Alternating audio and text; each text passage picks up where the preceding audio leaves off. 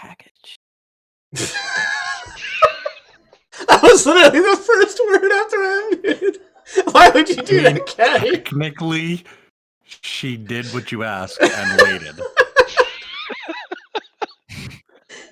That's gonna be the first word on stream. Package. It was like unmute. So good. Package. There was a bit of lag because I finished my sentence before you even counted down. Oh, well, that line was beautiful. Oh, okay. God damn it. Welcome to season 3. Oh, Quote unquote. yeah. So, hi everybody. As New Guy mentioned, we are in unofficial season 3, which means everybody's level 7. Those two things aren't correlated. That's just how it be. It's been a hot minute since we played this game. We took 3 weeks off, and then we were gonna play last weekend, but then we couldn't.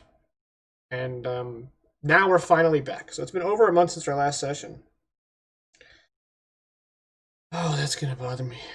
I just noticed a rather wicked hangnail, and yeah, that's timing for you. So welcome back, everybody. We're back with some Dire Lost Horizon. Where we last left off, High Poest was once again in a coma. Asking for your financial... Oh, never mind. I mean, yes. You guys were about to join some terrorists on some terrorism, but Razik was like, nah. And he called the Popo, effectively.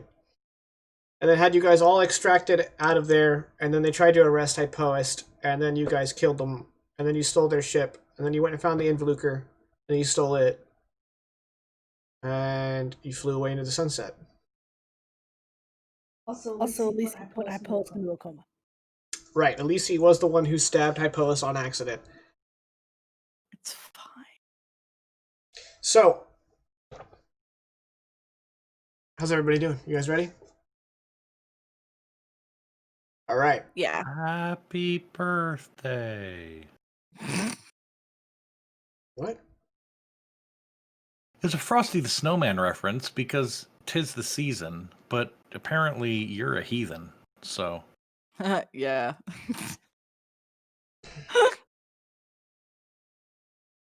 Yeah. The fact that you don't know Frosty the Snowman makes you a heathen.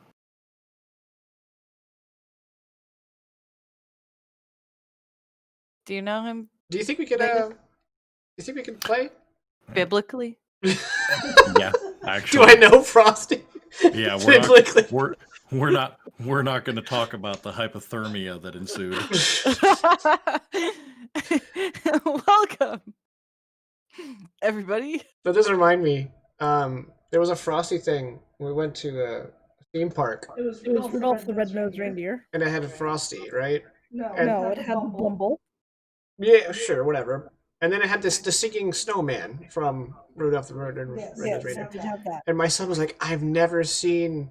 No, what happened is the snowman at the beginning asked, what, have you never seen a talking snowman before? And our snowman, no. And I was sitting on the couch and I was just like, Olaf? We watch Frozen like once every other day. Yeah. Anyway, so that's out of the way. Very good and wholesome. We are going to start today off 3 months later from last session. 3 months in game. It's only been 1 month out of game. So, yeah. When we first fade from black, it is an image of the secret space station in the Haku system that was supposed to be where the summit is, and we see it drifting in a cloud of its own debris, and slowly this kind of melancholic, operatic, orchestral theme starts to billow, and we start cutting to different scenes across the fire expanse. We see the planet Nikipi, one of its cities, with a Seldrosi Empire dreadnought in low orbit above it. We see a familiar space station, Asimov, in the Wild Cluster, and behind it is a wreck of a Sphere Mandate control carrier being ripped to pieces by scavengers, just as another control carrier drops out of hyperspace and the scavengers all scatter. On a planet we may not recognize, in the middle of a planetary ring, we see another control carrier launching its mass amounts of fighters and support ships and engaging a small Seldrosi Empire flotilla, and they're just ripping each other to shreds. And we also we jump back to the Haku system, to the refueling station, and it's kind of in a spin, and it looks damaged, and all around it are wrecks of Seldrosi Empire and Sphere Mandate ships. And then we kind of fade from black on that, and the music quiets down until, a brief moment of silence. And then a red light, boom, like a spotlight, shines on this spot on the ground. We're now indoors. And this Saldrin steps into the light from the darkness and drops to one knee. And a voice we can't see kind of speaks all around him. And real quick, I'm gonna make sure I got his name right.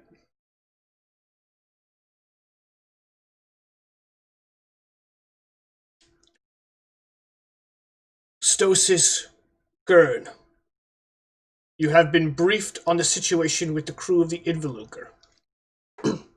Without raising his head, the Saldrin says, "Yes. Though I do not see why we are putting in so much effort to find them." And the voice replies, "That is not for you to determine. What is for you is the task of finding them. We believe this one," and he lifts his head briefly as a holographic image of Irene Marcos materializes, "has information of great value. But in addition, we also want these two." And on either side of Irene, Alisi and Razik appear. "These three were pivotal to the research that we have extracted from Nikipi."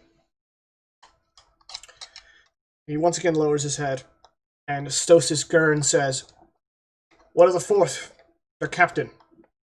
And the voice just says, "Expendable."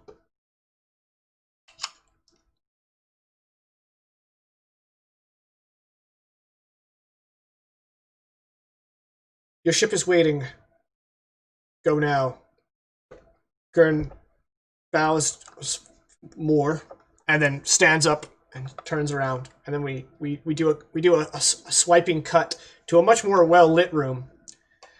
This room has accents of cyan and an underlight of orange, and looks very high tech. Lots of hard angles and neon. And it appears to be what looks kind of like almost like a board of senators on like a U.S. hearing. They've got this raised area, the walled desks, and then there's only a single person on the other end of this room. It appears to be a soldier in battle armor, and this armor kind of like, the helmet is kind of like a drape, almost like a chainmail coif, and it's In the front is a faceplate that models a human-esque face, and it is chrome blue. And it slides open to reveal an Exalvi underneath. And he's very obviously a soldier. He's wearing armor. He doesn't have any weapons about him. And then about a half dozen individuals in chairs say, Cohort Tenek, you have been selected to retrieve Irene Marcos. Her involvement in activities in the Wild Cluster and beyond can no longer be permitted, and she is needed home. Tenek says, very well, I shall prepare my ship. Is there anything else we need to consider? The council says, she travels with some unsavory compatriots. We only need Irene. But if it would benefit you, you can deal with them as you see fit. Alive, dead, it matters not. And Tenek looks up at the woman speaking. You know why you have been chosen for this task. He does a brief nod and says, of course, Council. I shall see it done. Very well, you are dismissed. And Tenek turns around and heads out the room. And then we do one other... we fade to black and fade out. And I'm just curious. What music is Irene listening to right now?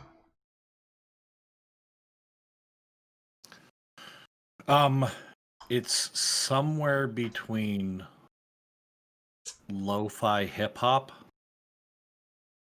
and sludge metal. Okay. Like it's got that chill feel to it, but there's also a lot of underneath it. Bubble Step was short-lived. Well, she goes through musical phases. You have to be in a good mood to listen to Bubble Step. Yeah. Bubble Or Step, insane, but both Bubble work. Step calms you down, and Irene isn't looking for that. You know? No, she is not. Irene is in a dark room of her own, illuminated by a pulsing, kind of rippling blue light from this leftover piece of Empyrean technology. And on the bottom left, we get dub key 4 in cool After Effects letters, and she's got like her futuristic boombox just fucking slamming that shit off the walls, and she's just like got her tools and she's tinkering away at it, and she stops and she heads over to a screen, like a laptop but in the future, and she types some things in. And then we cut once more to Razik. Razik looks like he's just now getting out of bed. What does that look like, Razik? Normally, Razik would get out of bed with a very meticulous step-by-step of like how he does things, but lately it's been a little bit more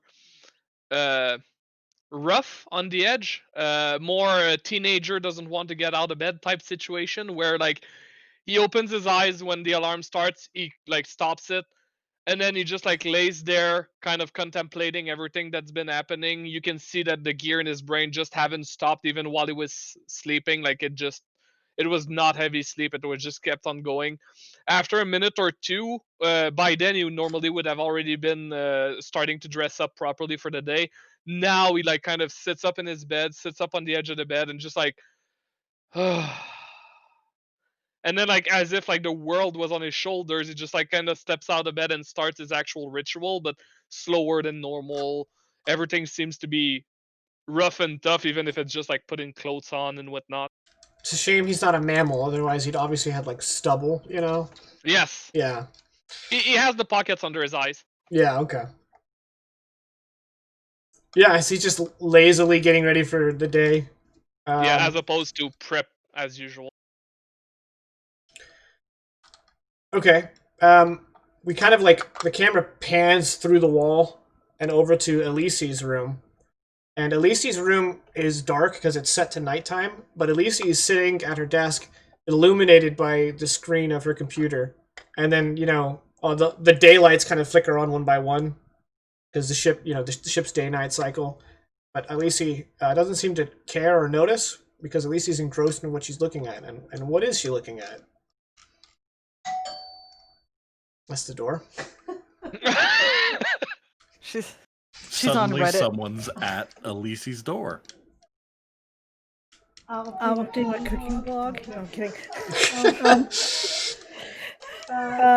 Most likely, she would be just searching for any references to Starkeepers and the Seldrosi Empire, trying to figure out what they're up to, and trying to pick up any information about any other psychic users, particularly anyone using Psyblade and who is a Dorak, because she's trying her absolute hardest to find anything on her brother. And if she's not looking at her screen, it's either dead silence in the room, or it's the sound of her Psyblades that she practices.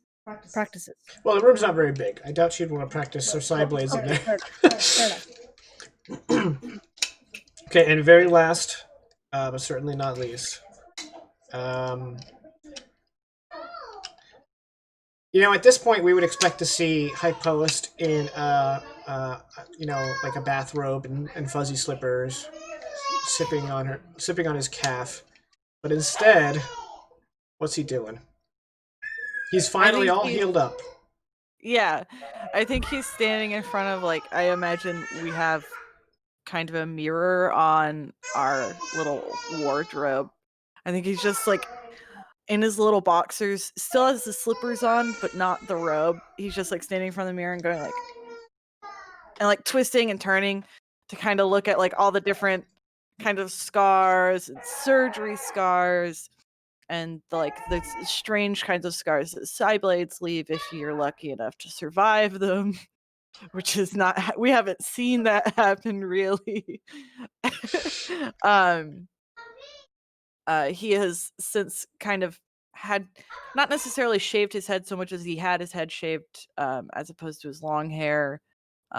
His stubble's kind of grown out and he looks a lot more tired and kind of beat up and riddled in holes, but he doesn't look especially sad, and he kind of like shakes himself awake and then like practices a few smiles in the mirror and then starts like putting on his kind of clothes.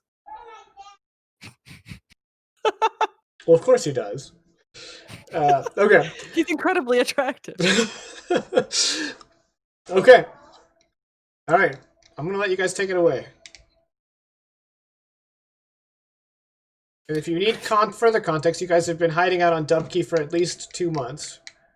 The Fire Expanse is in full-blown war between the Sphere Mandate and the Seldrosi Empire. The Tri-State Defense Pact has managed to stay neutral, but it doesn't look like that's going to happen for very long. There are fights going on in the Wild Cluster. The Nachi system, home of Nikipi, is completely under Seldrosi control. And the system of Haku is just a war zone.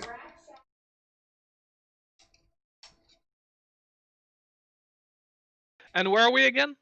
You're on Dubkey 4.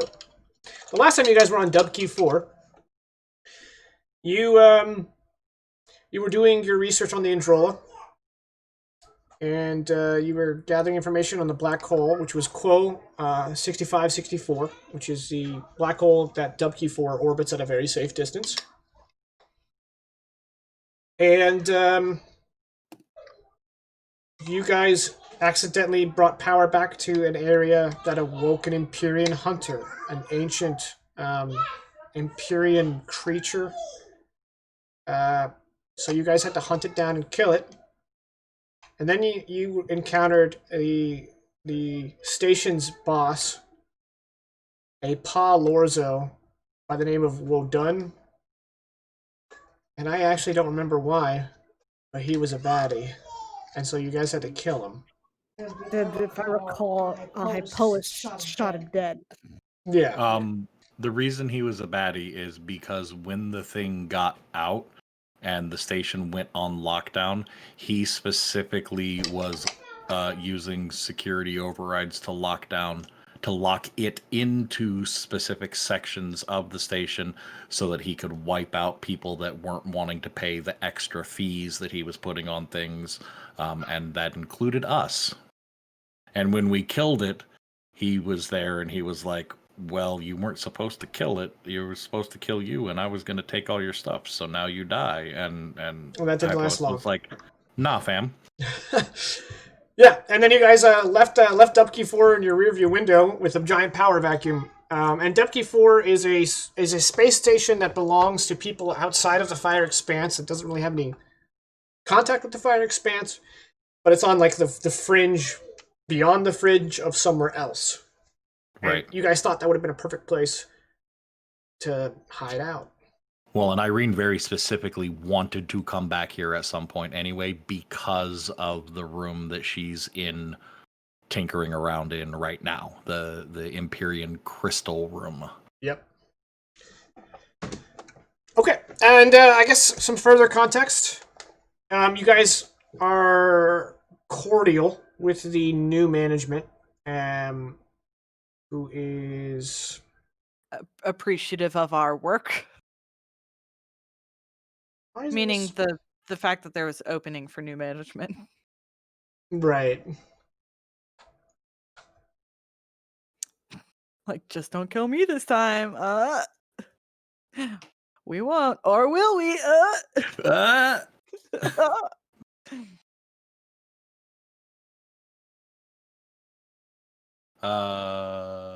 Sorry, when I made a new map. Human We had a male. second ship. What happened to that? What? We ran off with a second ship, a shuttle. Yes.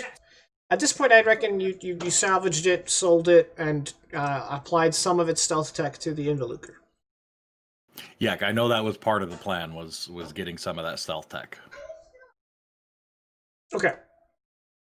So quote 65-64. So in the wake of the death of Wodan, the station has come under new management. An intrepid human male by the name of Karis Wig seized control and established Dubkey 4 as a haven for smugglers and exiles. However, his control is contested by those that originally installed Wodan, a shadowy organization from beyond the Fire Expanse. He has managed to keep them from retaking the station by force after negotiating regular tribute and permission for the organization to continue to use the station for their business. So you guys have met Karis Wig. Again, you guys are more or less cordial with him.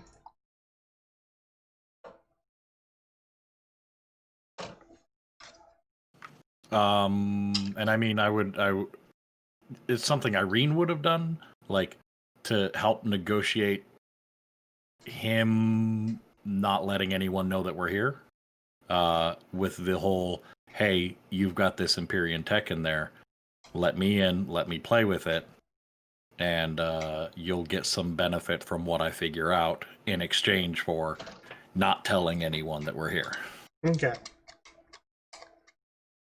So when during this whole time, while during the few hours where she wasn't glued to Hypoist's hospital bed, she's been in here trying to figure out what the shit is going on, what this has to do with anything related potentially to the hunter, related potentially to what we've learned of the Empyreans, that they were if not completely psionic society, a society that heavily relied on psionics for some of their tech to work.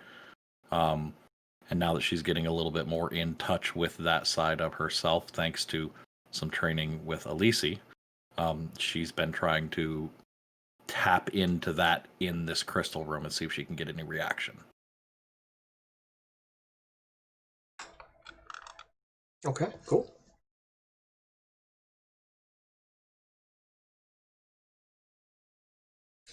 Go ahead. In Rizik's side, I believe that Rizik would steer clear of the crew unless approached directly.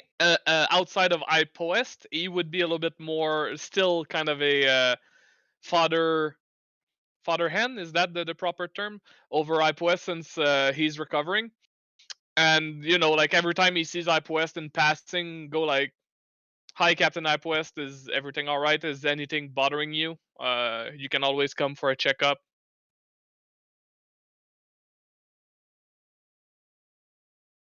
But I think besides that, yeah.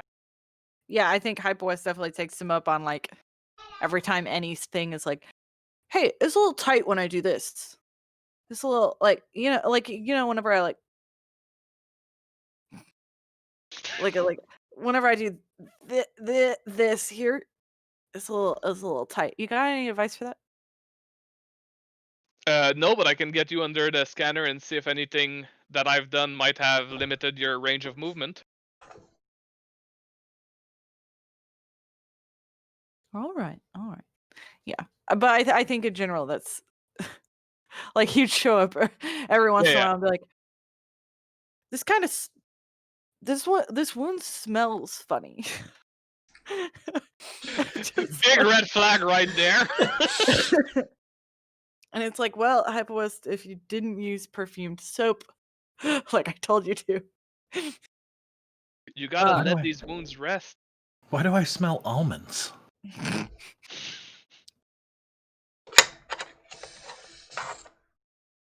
I was Yeah. actually thinking that since Alicia can't spend her whole time glued to this computer, she's either practicing in silence.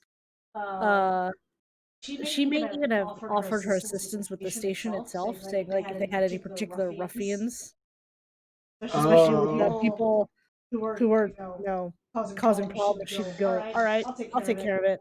You But get led always to Irene's office. careful not to use her side blade, just using her vibro chakra that she and Irene once built a long time ago. Okay. So Alicia Actually, is getting ready for her deputy job. given Rizik's tendency to try and keep his goal of establishing like clinics and whatnot, can I also add in the fact that on this station, since it's like kind of lawless and whatnot, has he managed to either find a clinic where he can volunteer a few hours every once in a while whenever he's not busy on the ship, or could he have started a makeshift clinic somewhere? Sure. Perfect. I don't think they would I'll have let like you a decide. they would have a MD type permanently there. They probably just have someone who through trial and error has figured some stuff out. Yeah, Can sew things up. Yeah. And you've been taking that person under your wing and that's racist to my species, but thank you. speciesist. Don't have wings. Okay. I used Taking to. him under your Potagium. potassium. Yeah. Sounds uncomfortable. No, I just imagine a Azaretian like shady salesman, just like uncollapsing his potagium and it's like got all these trinkets in there. You need a watch? Oh I got watches. Oh man, amazing. As far as actually, spending time on the station, I think Hyper West is like feeling a little useless, but I think mostly he's trying to like make friends and socialize, but also is doing so pretty much with the express intent of finding out any rumors about a like lone traveling Dorak with superpowers. Well, you are the only visitors from the Fire Expanse that come to Dubkey 4, so Oh, that's true. yeah. But I mean, there still might be word from outside of Fire Expanse, just because we don't know like anything about where he's gone.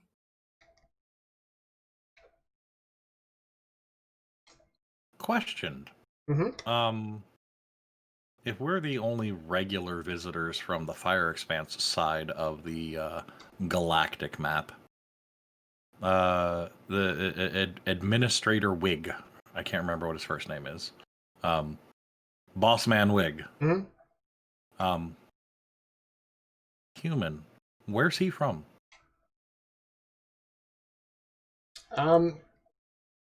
He's from a planet called Terranon. Tyrannon? Terranon. T-A-R. Terranon? Yeah, Terranon. Terranon. Is that anywhere within the Fire Expanse to our knowledge? Nope. So he's from the other side of it as well. Yep. Oh. I would say I'd like to press him for some more information, but it's probably a bad idea for Irene to be the one doing that. Huh. Intriguing. Okay, that then brings up some related questions. Okay. Well, related to that, but not to each other. Anyway, how aware of the political landscape within the Fire Expanse is Wig, and in general the inhabitants and patrons of Dubkey 4? Well, as you may see, there's no like known hyperspace route from Quo 6564 into the Fire Expanse. The only one is the one y'all know, y'all made, really. So Yeah, because we know where those specific hyper winds are and know how to circumnavigate them. right. So that being said, probably they don't know anything about the Fire Expanse except maybe that it's over there. Blissfully unaware. Yeah. Okay. Well, then this is the perfect spot to hide out. Right. Yeah. And then second question. What do they know of Imperia?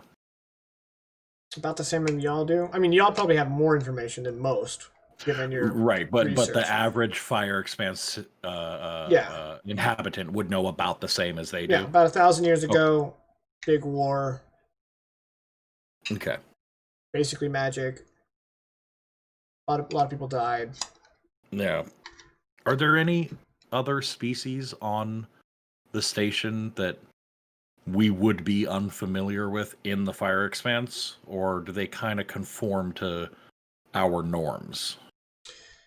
Well, most species, even if they don't exist in the Fire Expanse, there would be records of them, and so it would be like it'd be like if it was like 19th century and you never met an Asian before, but then you did. You'd probably like, I kind of know what you are, but we never met. So that's kind of new. You know what I mean?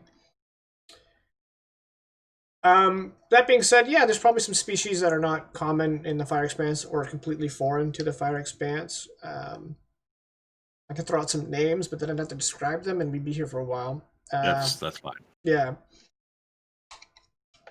If we encounter one that's important, you can go for it. But yeah. I'll tell you what. I'll do one because I like this. I like the species. They're fun. Hypois has made friends with an Ogorot, which are these basically big, hulking Neanderthal-looking guys with like massive, jacked arms, like a bugbear, but like a player character bugbear. You know, where they're just like. Love that. And his name is it's just simply Dill. Does he get into pickles often? Yeah. Okay. Well, he's never met a jar of pickles he couldn't open. And you guys have learned that Ogorots are like just super freaking strong, like obscenely strong. But Oh yeah, it's like a big gag. But like Dill, if he's the archetype of a common Ogorot, they're kind of dim and slow. So they're literally like a species of hulking, dumb brutes, basically. I mean, he's not like a violent, angry individual, but he doesn't get things. For some reason, I'm just picturing Johnny Bravo. But with like way more body hair. Oh Lord, save us. Spectacular.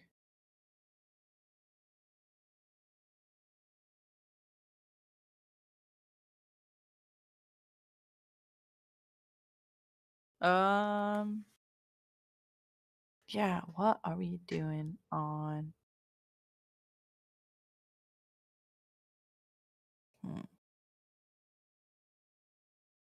Well, if you guys need something to get y'all moving, I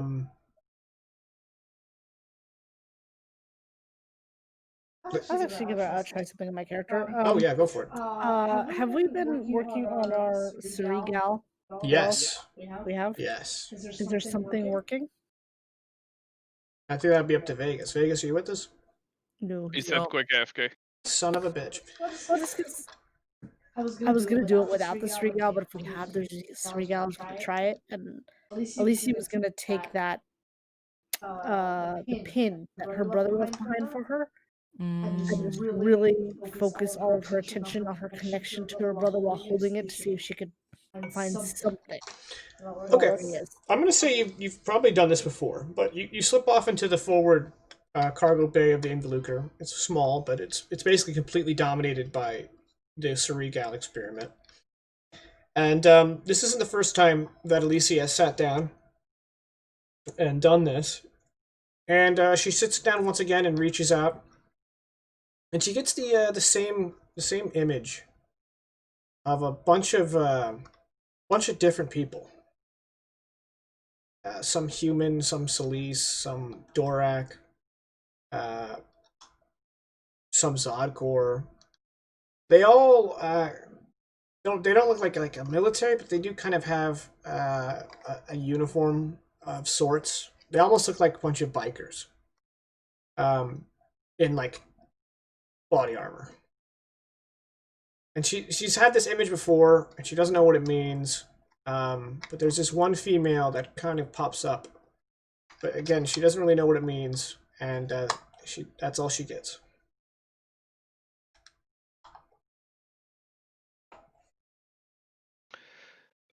Meanwhile, that Elenia ponders this, I have 2 questions for you, Jacob. I have 2 answers.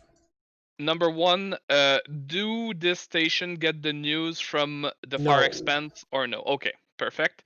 So Razik has very little idea of what happened to his wife after. I'm gonna say you guys didn't go straight to Dub Q4. Okay. I said you've been here for at least 2 months at least, right? You came here to make Okay. sure that Hypois could heal up and all that. Yeah.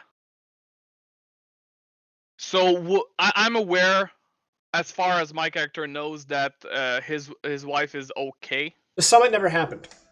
So Okay. there was no explosion there was no terrorist attack. It just never happened. It got canceled Okay. because of security concerns, and then everything spiraled out of control. And So as far as he knows, she's fine. yeah, Of course, she could have slipped and broke her neck, but you know. yeah. Second.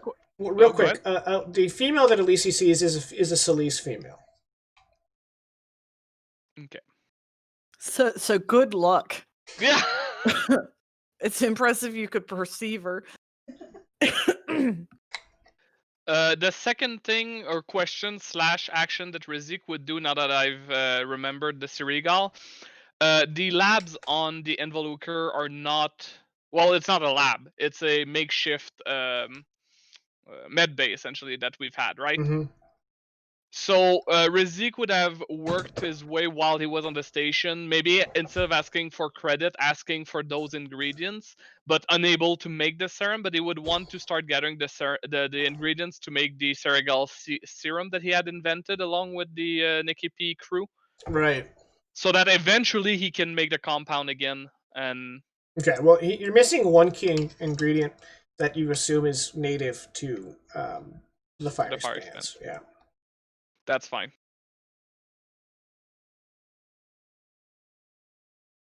I just remembered something I want to do. To okay. Get back up to it. My computer doesn't like me opening new pages. Mm. What's it? Premonition? How large is this refueling station again? How Dubkey large is 4 is, I think it's a couple. It's not like a bunch of alleyways and tubes. No. Remember, like a third of it is the abandoned research station. Yeah. But it houses. I just read it and then I lost it. Population in the low thousands, so it's a pretty big space station. So hypothetically, there would be like physical space enough to organize kind of low key hover bike events with your Yes. pals. Yes. In fact, we can take that a step further. There is an exterior track. Oh hell yeah. Real quick though, can I make a permission check? Yes.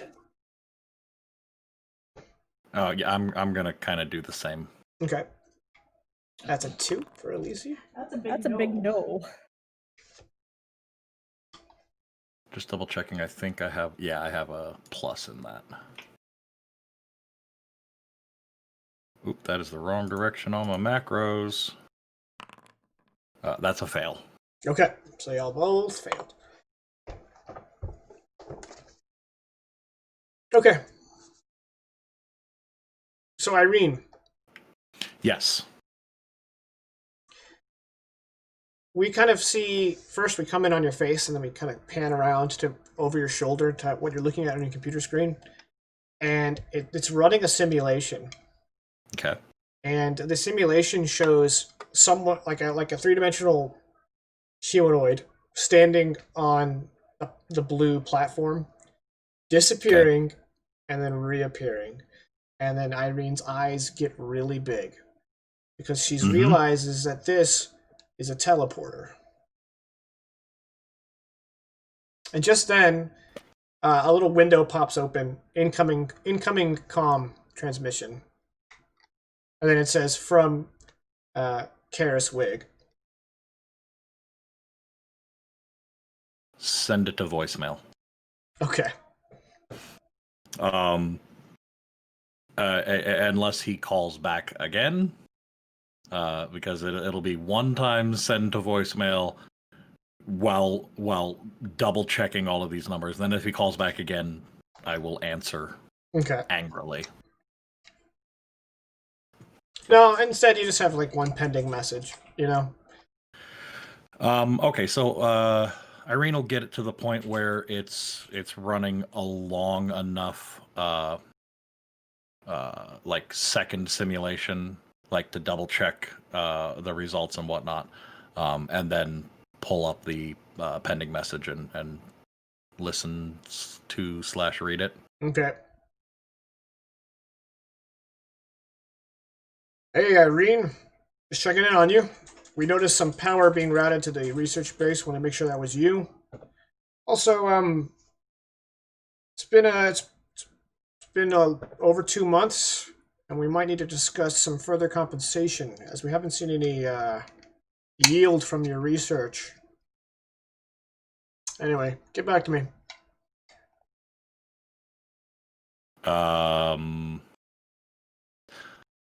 I'll send him back a reply in. I'll just send him back a pre-recorded reply of. Yeah. Sorry. Empyrean tech is kinda wonky, but I might have something here. If you want to come down and see what we're looking at, that would be cool. Okay, thanks. Bye.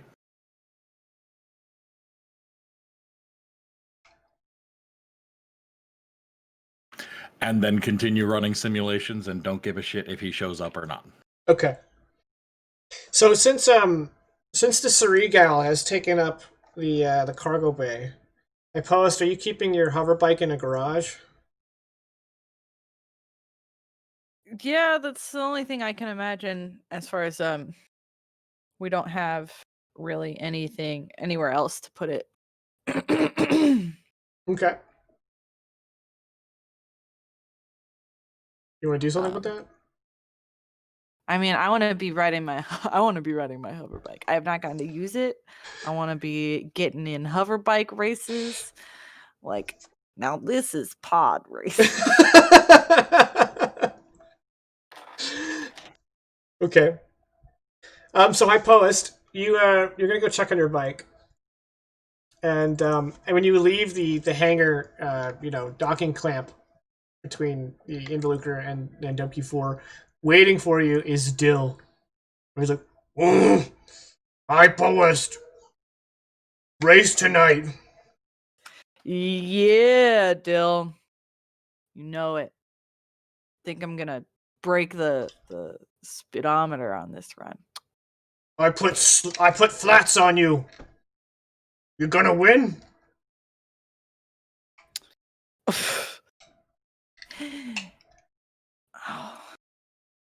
That's not a question. Okay, cause last one you didn't. Dill, my dear friend, are you starting to doubt me? No, I put flats on you. Okay. I mean, it sounded like maybe. Is there something up? Like, are we fighting? Like, No. all right, Dill. Well, I will try my best, but.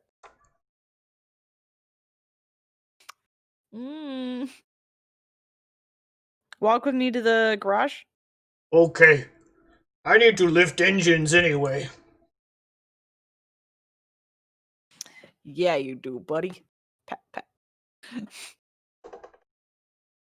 Hey. How come you never walk with any of your shipmates?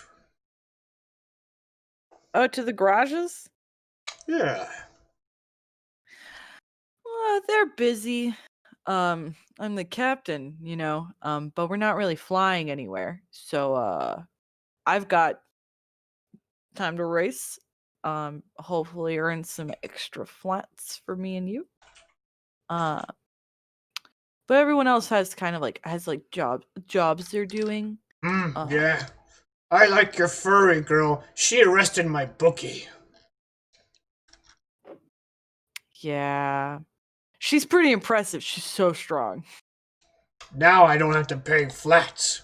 He in jail.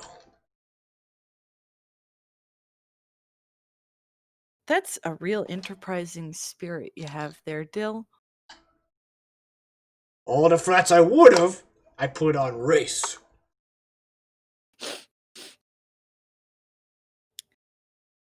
Nervous sweats about my odds here. Let's see. Driving 0. No, I've got a 1 in driving. Oh, we're good. We're good. 1 in driving, guys. It's okay. I have 2 hero points. I'm not going to spend them on this, but I do have them. But I might. I've always took the hoverbike classes, okay? Irene has very expressly refused to modify the hoverbike as soon as she found out that Hypoist was racing it. Which is such a bummer. What a square. At least he'd be Irene's "We like, have a I'll hoverbike?" improve your terrorist bombs, but I won't give Hypoist NOS.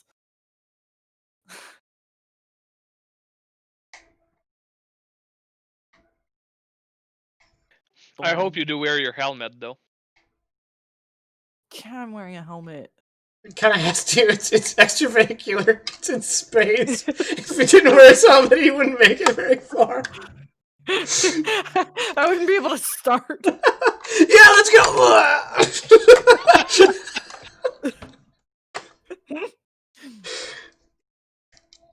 Could wear a You can't- collar. Like, you can't really, like, you can't have the girl in the bikini with the flags. No, it's painted and on. kind of- it's just on the suit. It's just a clear suit. Like a murder suit. Oh no.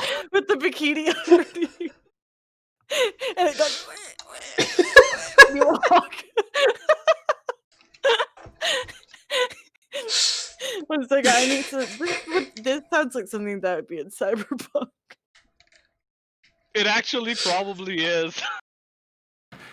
Yeah, but if it was in Cyberpunk, it would be bikini top and booty short bottoms. Oh yeah. I see you're a man of class.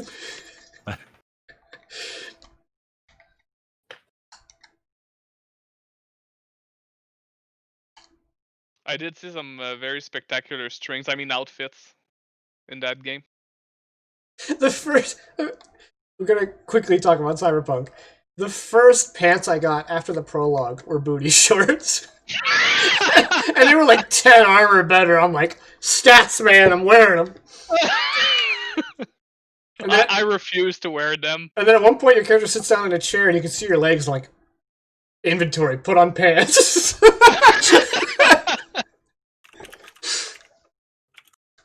Oop.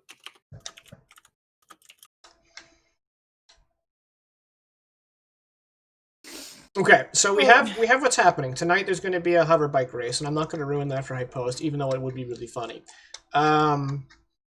So what do you Get on guys? his mic interruption. So that's our current goal. We have one day of whatever y'all want to do before the hover bike race. That our boy Hype Post with 1 in driving is definitely going to do great. Mm-hmm. You never know. Could roll amazing.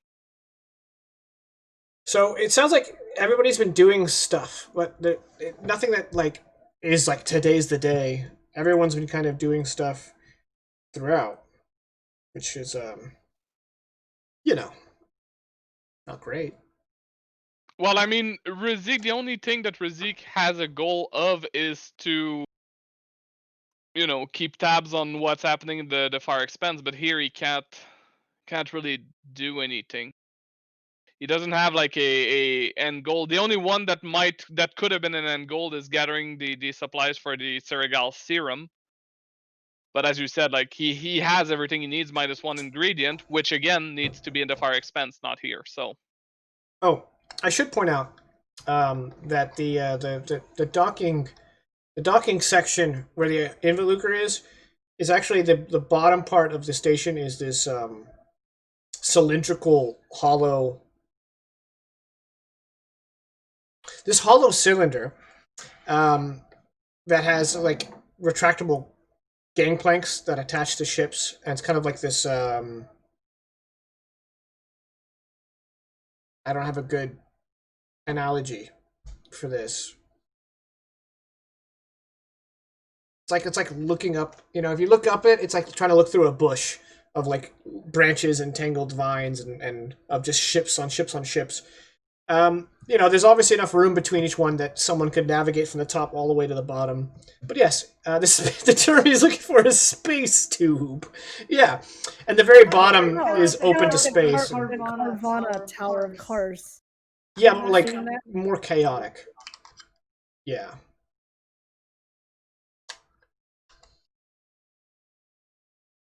Absolutely drives Irene fucking batshit. Yeah, and there's an environmental shield at the bottom, so it's pressurized. I think Hype West is specifically grabbing the hover bike to try and push it out to Irene's workshop and be like, "Hey, so there's a raise tonight." Are you taking Money. Dill? Because Dill, like, when he gets into your garage, he like sits down on his makeshift bench and just lifts a car engine and just. No, I'm gonna leave him to it. He Okay. seems pretty He's got to do his reps. set in. Yeah. Yeah, he's currently doing about 1.2 metric tons. I'm not gonna break his flow. Yeah. Yeah. I Yes, thought about it's his light workout day. It's his rest day. Well, it's about toning today as opposed to bulking. So Yeah. it's not a smart car. Just like minor event, Jaken, that I don't know if you want to use or not, but maybe tonight could be the first night where his apprentice, which was the actual doctor at the station before he started helping, has his first intervention without his help, which is driving Rizik to like very nervous 8 because he's a very meticulous individual and he has trouble trusting that this guy will do well. Okay, all right. Yeah, it has been a couple months. All right, so since we're just following scene to scene here, we're kind of doing like a day in the life on Dubkey, right? And for the most part, everyone's kind of doing their own thing, and it's not very exciting. That's what we've established so far. Yep. So Hypoas is walking his hover bike through the dark, emergency lit corridors of the abandoned Empyrean research station. So finally, he arrives at the telltale sign of of Irene's workspace because it's glowing blue. And there's music. Oh yeah, you can probably hear that coming in.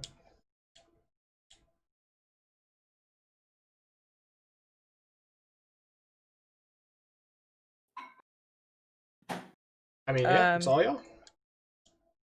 Yeah, Hypos will like kind of gingerly try to like roll it over wires and like try to lift the back up a little bit whenever he sees something in the way. I imagine it's a lot like a Sportster. It's not like huge. I mean, beep, beep. Yeah, Irene. back here. So just for some visuals, just because I want to show off Foundry VTT's new lighting stuff. Oh yeah. I wanted to do something with all the lights, but I don't have my new CPU yet, and so I just did the one light. I mean, I do have my new CPU. It's right here. I just don't have my Mobo. I'm waiting for that to get sent back. They gave me one that doesn't work, so now I'm waiting for a new one. Okay.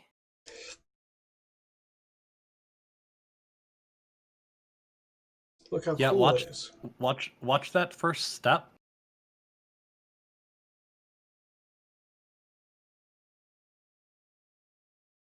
Did you? Oh, you pulled them into it. Okay. Yeah, I only put the people with the tokens. Okay. I figured if I pulled it all in. I was just double checking. The black screen, yeah. We have a frozen caddy. Oh, I thought she was just, being really still. Nope, she's back. There we are. We're back. We lost you. There we go. Was it awesome lighting too much for you, Caddy? Oh no! Is the lighting too much? Caddy? We can hear you. Can you hear us? We can hear you. Call Mega Froze. Oof.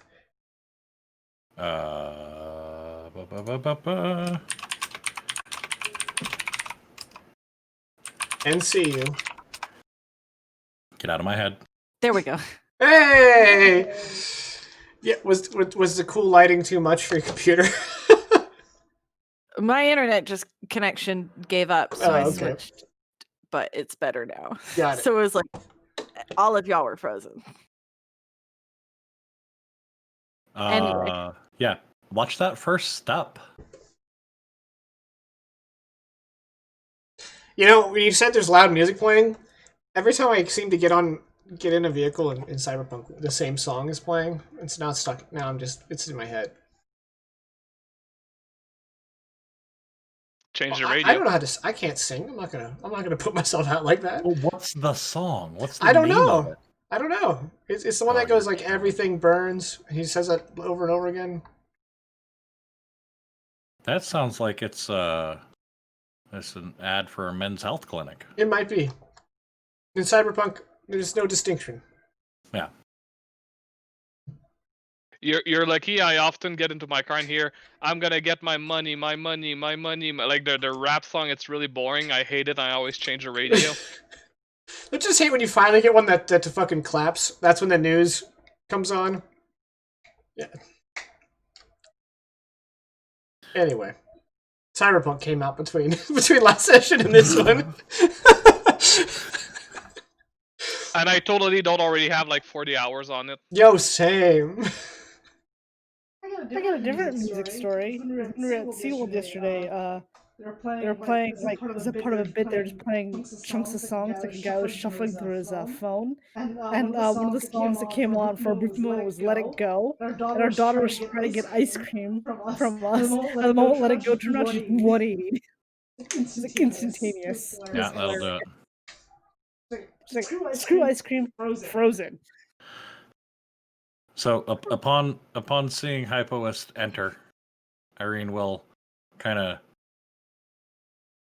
like wave a hand over at the panel that is currently got her Space Spotify playlist, and she'll wave the volume down. Space Spotify. Space-defy. Perceptify. Anyway, Which is much better than Space Tube music, just letting you know. yeah.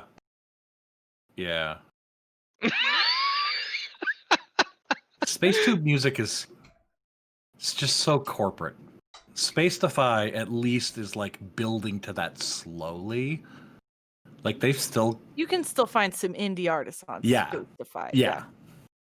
They've got some Ezrician tunes. The other ones don't. I'll tell you what though, they picked up the best, like the biggest pickup for them was the galaxy's largest podcast with the Joe Rogan Space Experience. You couldn't change his name? That's so lazy. Nope. Yeah, but it's not a Joe Rogan. You think it says like third generation son. Yeah. Like, you know, it's like they always are named Joe Rogan. So Joe Rogan has a son. It's like Joe George Rogan, Foreman? and his son is Joe Rogan, and Yeah. Joe Rogan, son of Joe Rogan, son of Joe Rogan. Yeah, Joe Rogan, the 872nd, you know? Anywho. I'm like to believe that Diral Lost Horizon is a world where anything can happen, including whenever the whole planet is destroyed, Joe Rogan's taken with. Oh, it hurts. Oh, it hurts. Jakin is pissed. Look at that face. Yeah, anyway. Yeah. The 800.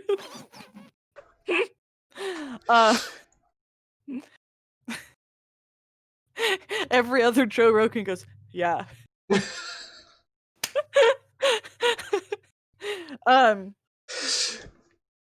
Yeah, Hyperwest is kind of just hoping Irene notices the hover bike.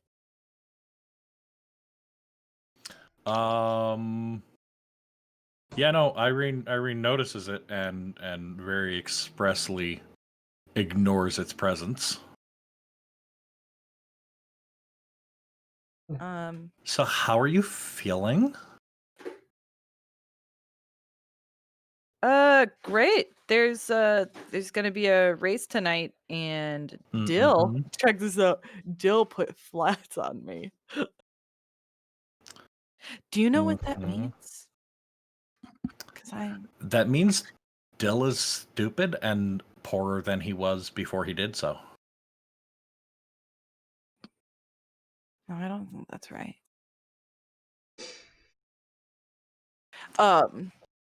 So I was kind of hoping, I know it's really last minute, but I was hoping to see if you weren't too busy, maybe we could you could make some modifications. We have talked about this, Hypoist. I do not support you going out there and risking hurting yourself again. This is way less dangerous than literally everything else we do.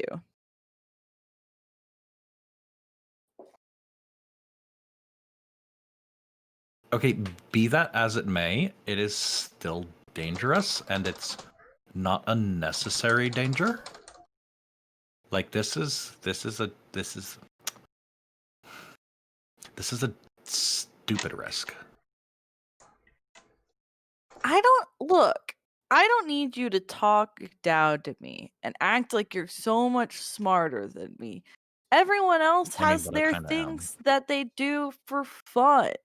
Everyone else is doing stuff. I am improving myself. I am financial license asset transfer. Okay. I assumed, but Hyperwest was like, what do you mean put it on me? Are they really quick aside, but is a flat like a physical or is it entirely digital? Kind of both. Okay. I assumed it could be tracked digitally, but I was curious if they even had it physically at all. Yeah, there are physical versions. They're like the size. They have the same dimensions of like a floppy disk.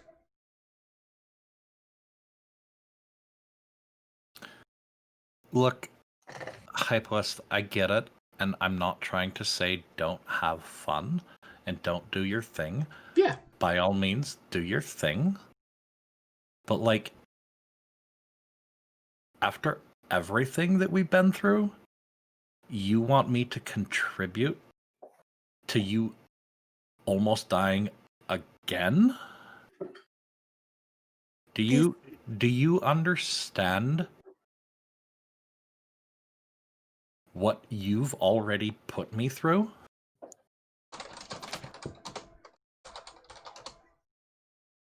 That physically hurt me as the player to say. Throwing that out there. Good. I'm glad because Hyperwest is like, Irene, we've had this conversation so many times. Yeah, on your literal deathbed. But I didn't die, so it didn't become a deathbed.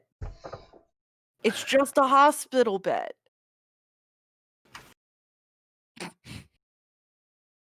I've said it before. What happened to me is not anyone's fault, and it's not even Elise's fault.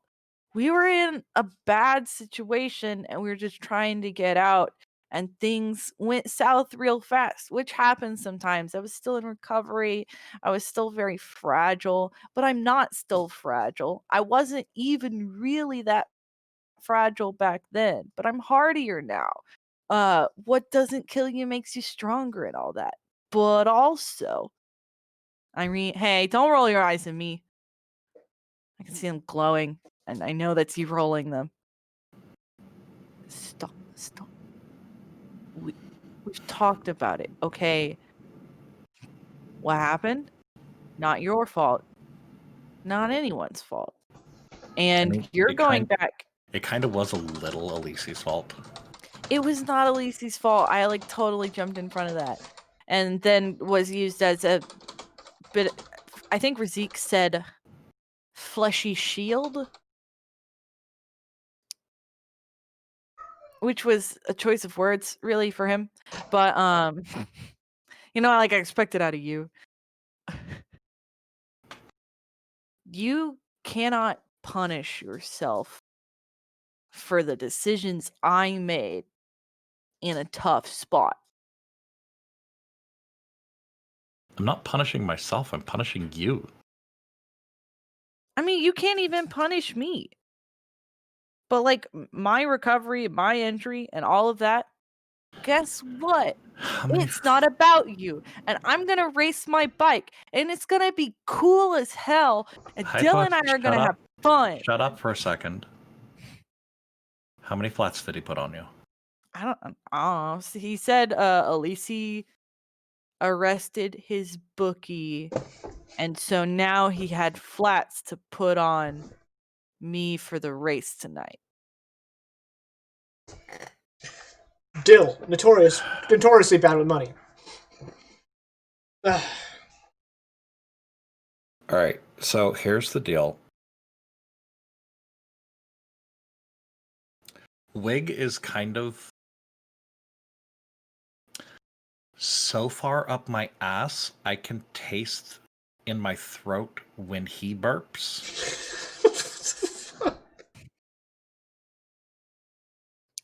I think Razik has like a pill for that or something. No, I cannot save anyone if for you, that. If you, yeah, actually, if you get back to the ship before I do, ask him about that for me. Anyway, not the point. He's up my ass about not. He wants to renegotiate compensation for our continued sanctuary here because I haven't really been able to give him anything from this shit show yet. And I think he's gonna like kind of kick us out on our asses, so we might need the money. So I am not doing this for you. I am doing this because I need more time with this beautiful, amazing beyond state of the art tech. And if I don't get that time, I'm gonna murder everybody because I'm on the verge of something big here. So I will take a look at your hoverbike and see if we can't get a couple more 1,000 kph out of it. That they go that fast, right? That would be Well, they're reckless. gonna. They're gonna. Hypos would fly right off the space station. It's okay. I'll get back eventually. Hey, what is it that you have to roll for 0G? Because we never trained in that actually. I believe according to the book, if you Acrobatics. are in a 0G setting and you have any ranks in acrobatics, that also counts as 0G training. Okay, so I don't. Oh. Ill-equipped.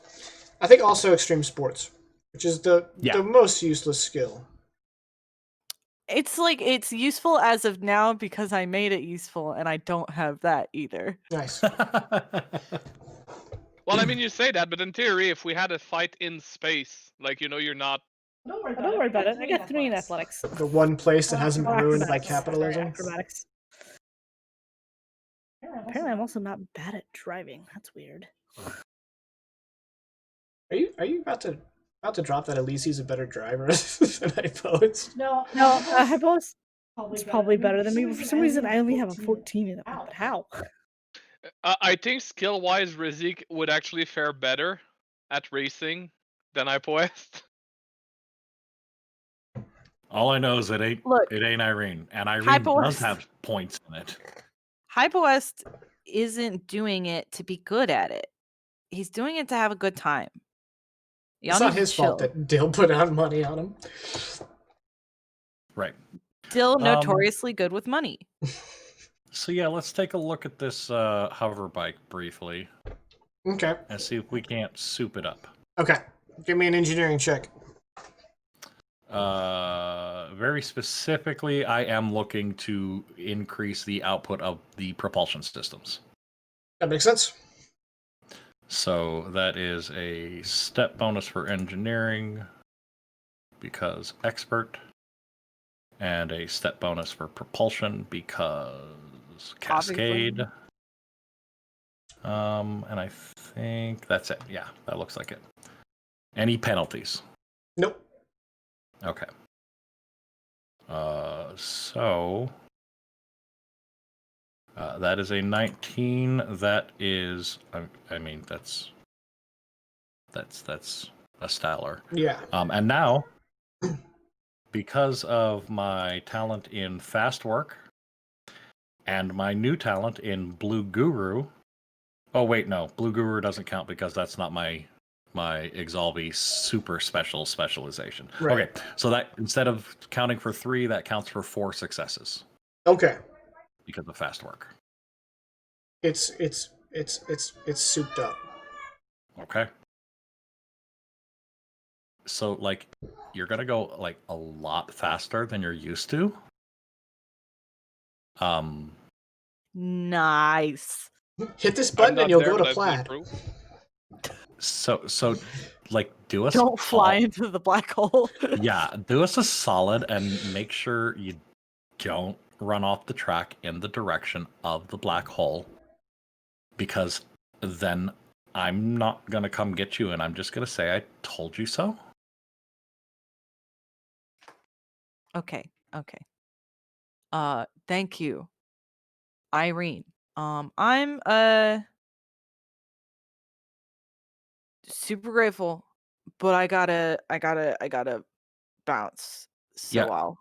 Yeah, so no, you're gonna give me a couple minutes of your time, because like you're not just gonna show up here and make me fix your thing for you and then bounce out before I get a chance to show off what I'm doing.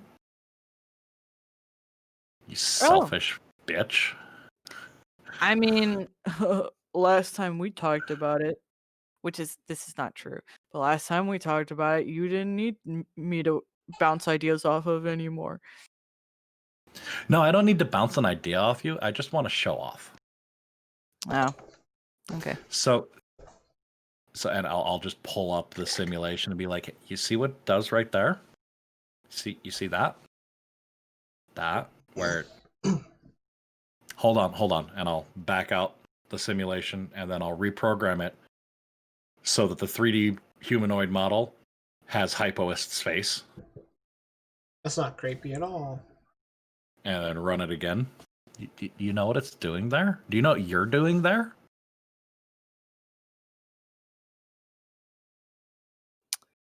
Let's pretend that I have no clue. That honestly isn't going to stretch my imagination all that much. Mine either. So, you know what I've been trying to do?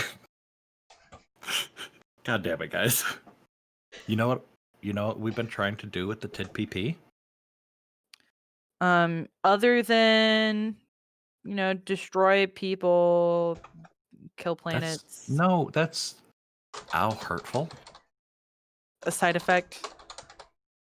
I mean, accurate but hurtful nonetheless. No, so like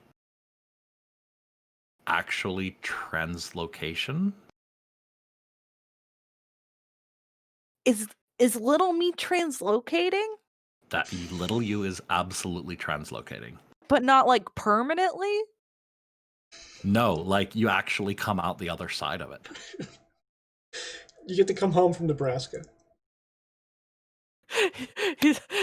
Hypo is just like, oh, way to go, little me. Yeah, so this is why I need more time here. So I'm gonna need you to win this race so that we can pay Wig to go the fuck away and quit asking me to dinner.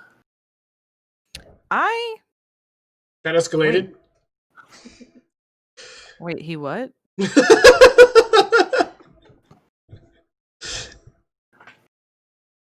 Yeah, I don't have time for any of that. Yeah, no, you don't. I don't know if Dill has that kind of money, but let me see what I can get out of our crewmates. You remember them? Be nice to see you around the ship every once in a while. But I'll see what. I don't even want to hear it. Like, do you you know what? I'm not talking. Have fun at your race, dear. Thank you. Gonna win. He'll like push the bike out. Okay. We quickly cut. we quickly cut to a super sick parkour chase scene, which ends with Elise just using her psychokinesis to stop a guy. And I want to know what's bored. What's Elise's I arrest you one-liner?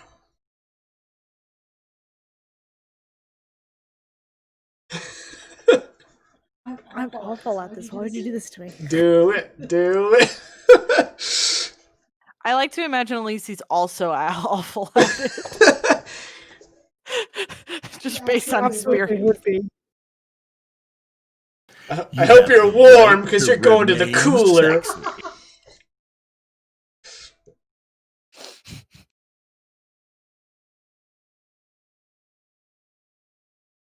I really got nothing. It's the first thing that comes to mind. I finally got my You'd hands on you. probably just be like, gotcha.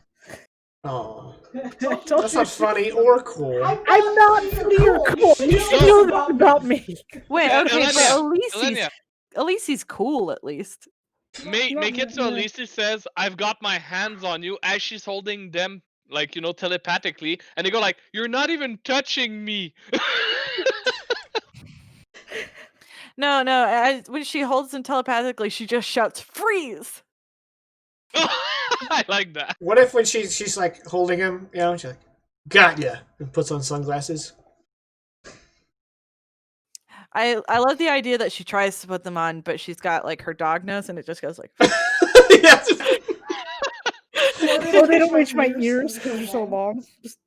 Well, I mean the nooks are right there, but yeah. Okay, and then we do a quick cut to what's Razik doing. Oh, he's with his protege. Yes, and since we're approaching the evening, Rizik is probably going over every little detail with his protege, going like, "So you've got your gloves," and the protege's like, "Yes, I've had them for like the past 45 minutes. I can't do anything. You keep asking, have you washed your hands? I did. Oh no, No, I imagine the guy's like super jittery, like this, like he's got like a fluorescent purple cigarette of some kind. He's just like, yeah, okay, oh fuck, okay, goddamn, okay, like trying to remember everything, you know. He's like really jittery. Yep. Okay. So when next we see everybody, they're gathered at this I guess we could call it something akin to a balcony. It's a section of the ship of the station that is has all these windows to the exterior, and there's like two on either side of each other looking at each other, and in between them are these zero gravity hover bike racers. And so Alicia and Razik, you guys is this your first time watching Hypois, or do you guys normally watch Hypois race? I would say at least she's swing by every now and then, if anything, just because she's on patrol or something.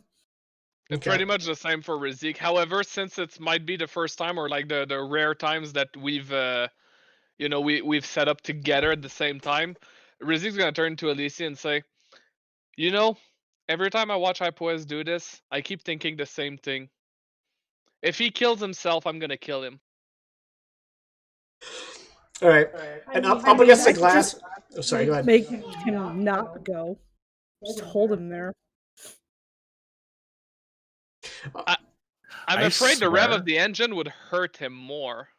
I swear, if you stop that bike from going, I will punch you in your throat, because I put a good amount of work into it this time, and I want to see exactly how fast it goes.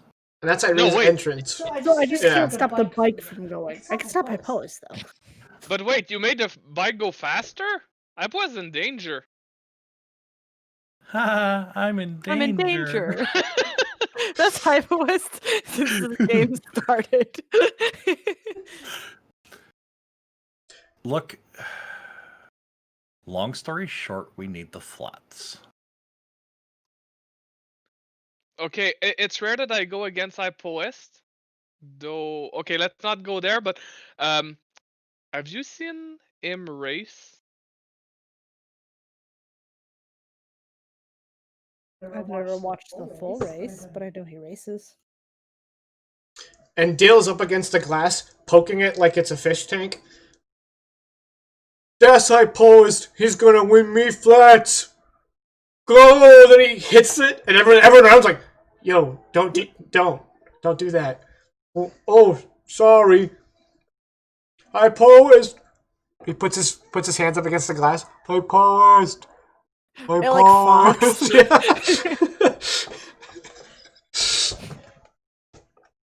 Hypois is like making their rounds, like, "What's up, guys?" They're, like doing handshakes with people. Very much like fits in, but also very much does not fit in. Right. He's like got. It's like he's wearing a rugged person's costume. Okay. Yeah. Would Razik know Dill? Like, would he have met Dill before? Yeah. Sure. Okay. So Razik would say to, like, Alici and Irene, going like, I hope you guys didn't do like Dill.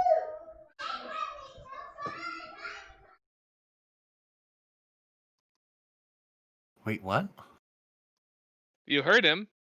He plays flats on iPoest. I Why wouldn't do do you that. presume we have any flats? Look, that's the entire reason I actually worked on the bike. Because we need our boy to win this. All right And- then, go iPoest. Real quick. I have a bunch of gear that we just had stored on the ship on my character sheet, which includes a shit ton of guns. Should Okay. we presume we sold all those? Or can we just presume they're in an armory somewhere? Yeah, let's say you have an armory now. Okay. Yeah. So if we get real desperate, we have something. Look, I worked on the bike, so there's no way he loses. Okay. And Ego. a feminine shaped sim droid comes out with a like a solid rectangular flag, because zero gravity, and she's like, and that's gonna be the she finally like throws the flag down, and Hypoist and his competitors gun it. All right, so Hypoist, we're gonna do driving checks. If you succeed 3 times before failing 3 times, you win the race. Once you've failed 3 times or succeeded 3 times, the race ends. If you succeed twice, you get second place. If you succeed only once, you get third place. And if you don't succeed at all, you fail. And your first 4 checks are each going to get a +1 because of Irene's tune-up. First 4? Mm-hmm. Okay.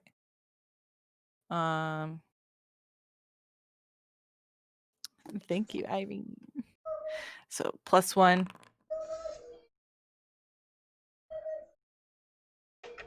$11. That's a failure. Okay. Yeah. I had to double check my numbers. Oof. Come on, So you guys are everybody. watching through the computer High screens, roller. and Dill is like, "Oh no!" Ah! Is that one? Success. Yeah. Okay. What do you need? What do you need to succeed before you roll again? 14. Oh god. Oh dear lord. Okay. I told you I wasn't good at this. I'm in it for the 21. fun. 21 incoming. Hey! Ah! Just short. All right. So Hypoist and his chief competitor. I'm gonna bring us over to fire expanse just because. Yeah, makes sense. It'll use less CPU. All right. So like Hypoist and his competitor is neck and neck, but the competitor is just ahead of Hypoist and. I can't do this one at +1 though. Yes, correct. So you got to get a 14 on a d20 or higher.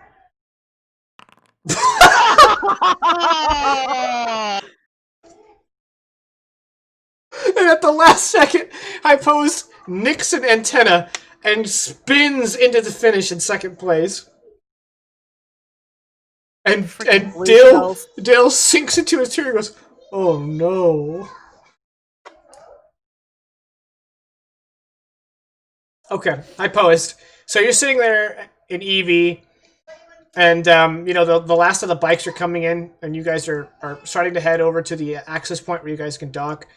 And the guy who beat you is just pumping his fist. And go ahead and give me an awareness check with a +2 step.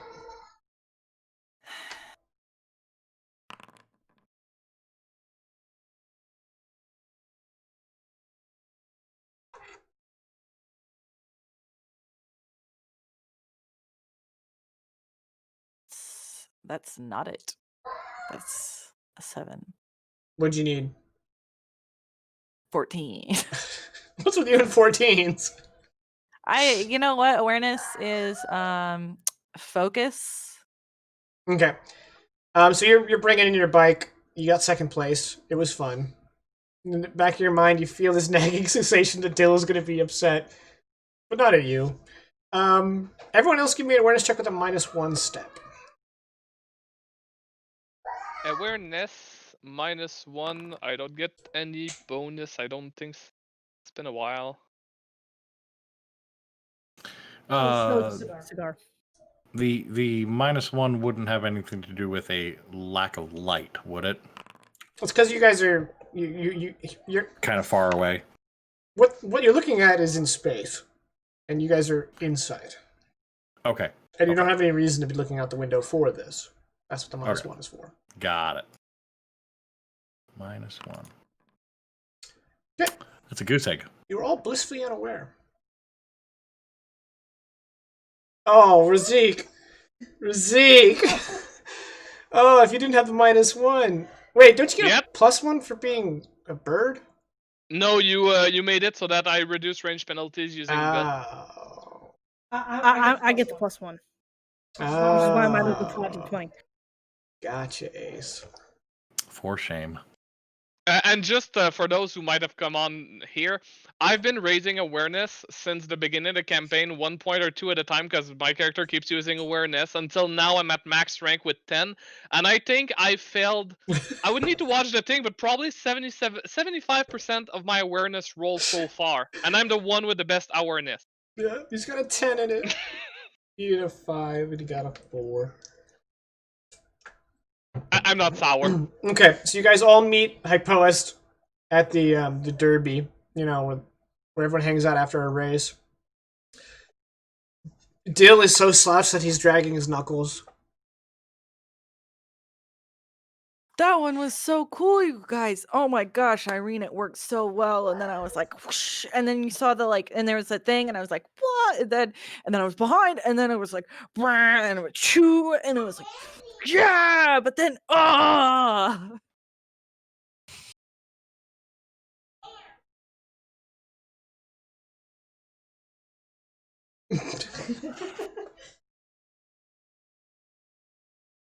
So in a bit of in character for Irene and also out of character for Irene. Well, no, in character and then out of character for Irene. As soon as Hypoist is done being excited, she's gonna slap him, and then she's gonna hug him. He's gonna be like, yeah, I thought it was cool. It was kind of cool. You fucking numpty. Well, I'm glad you didn't get hurt. And I'll admit it was kind of fun to see you head to head, I think is the word here when in a race with the leading. Yeah, I didn't think I could do it, huh?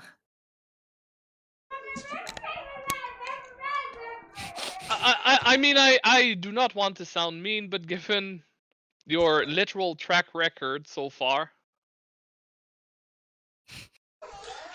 So, a head taller than everyone else, Dill approaches and goes,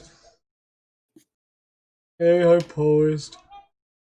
Hey, Dill, buddy, did you get to watch the race? Yeah, you did pretty good." And then he sees Elise. "Elise, could you arrest someone for me?" Why? I kind of bet a lot of flats that Hypoist would win. Oh, jeez. And you arrested my last bookie. Your last bookie was doing something illegal. I don't know what that means, but is gambling Not good. illegal? Is gambling illegal, Jacob? No, not on this Yeah, station. is it? No, Yeah, not I on this didn't think station. so. And poor Dill, if it Sorry, was, he Dill, just Dill, admitted how to can I help you, gambling. Dill? So if the guy I now owe flats to did something illegal, you could For arrest like him. handcuffs, like, yeah. Sorry, I think we were talking over you because you were like hard locked on my screen, Caddy. No, it's okay. I was just saying that whenever if the gambling had been illegal, it'd be like, well, is gambling illegal? At least he's like getting at her things like, yeah. Yeah. Did it again. Yeah. That's fine. If he does do something illegal, then yes. Don't force him into it, Dill.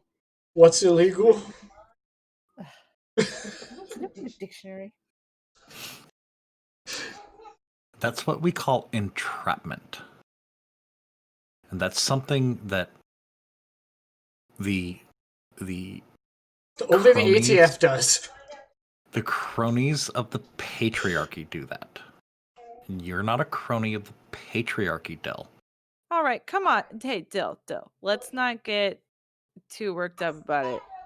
Excuse me, guys. Hey, Dill, do you know if anyone's hosting any after parties? Because like last week's was like, Oh yeah. Down at Kazakh's.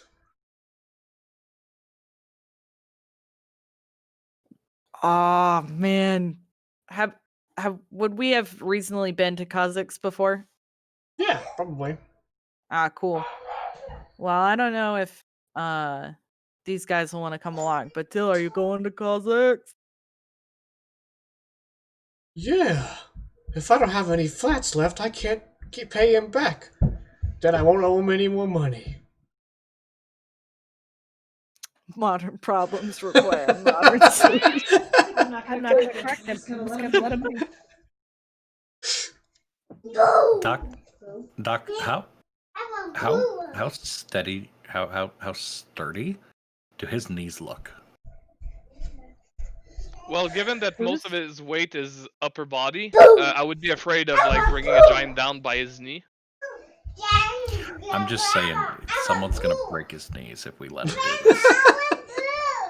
Well, the good thing about Dill is that they need to get through his arms first, and I would not want to be that person. I mean, that's fair. So yeah, no, good point, good observation. Thank you, Doc. Also, I'm not sure if I'm the only one, but whenever I hear Dill's lifestyle, I grow rashes. He makes me nervous. How does he do what he does?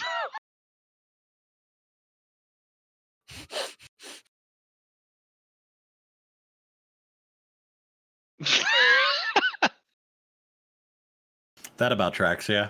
Yep. Yeah. Oh. This is the after party. Oh. Yep. There you go. We all walk into Kazakhs. Yeah.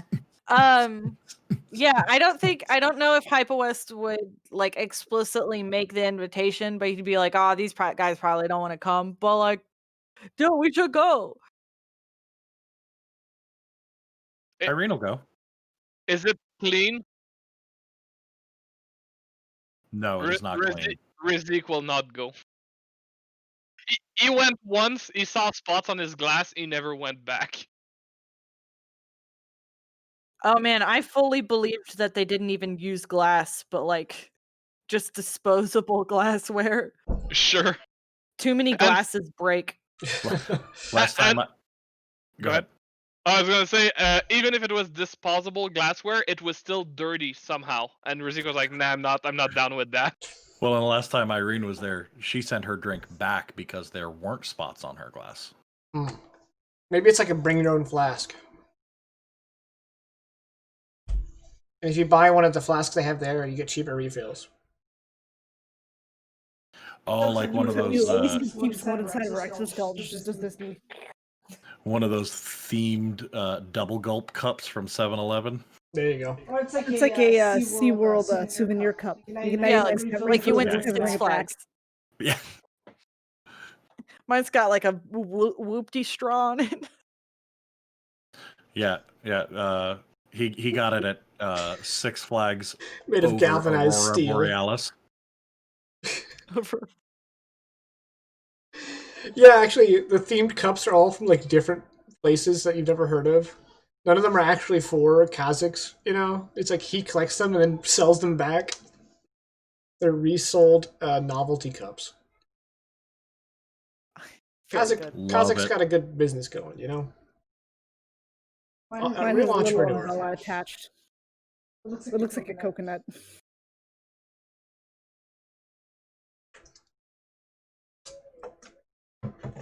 So Right. after party, and we all have fun, Yeah. and nothing Nothing bad bad happens, happened ever again.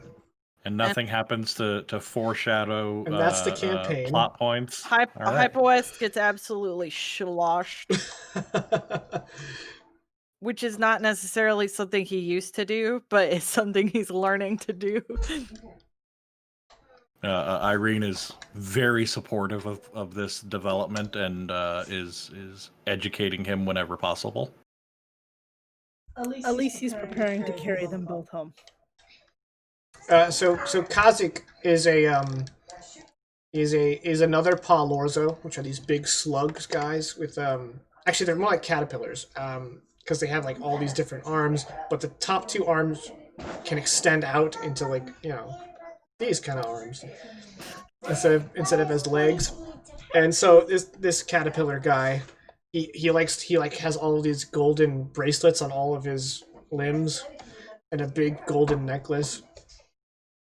And he's got, you know, he has a Russian accent. And he's got a lot of Simdroid waitresses. Yeah, Oh, did he provide the Simdroid who like pulled the flags? probably, yeah. That's probably one of his.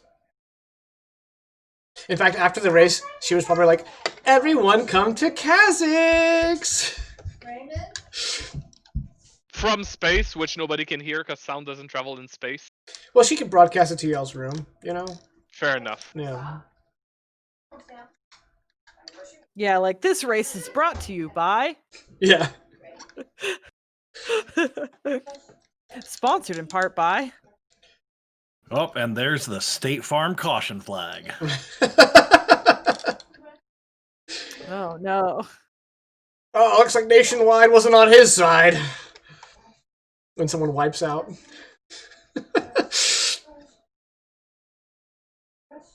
Absolutely not. Like a good neighbor, Space Farm is there. Space Farm. You know what? I've decided that I dislike all of you. That tracks. I've come to the conclusion.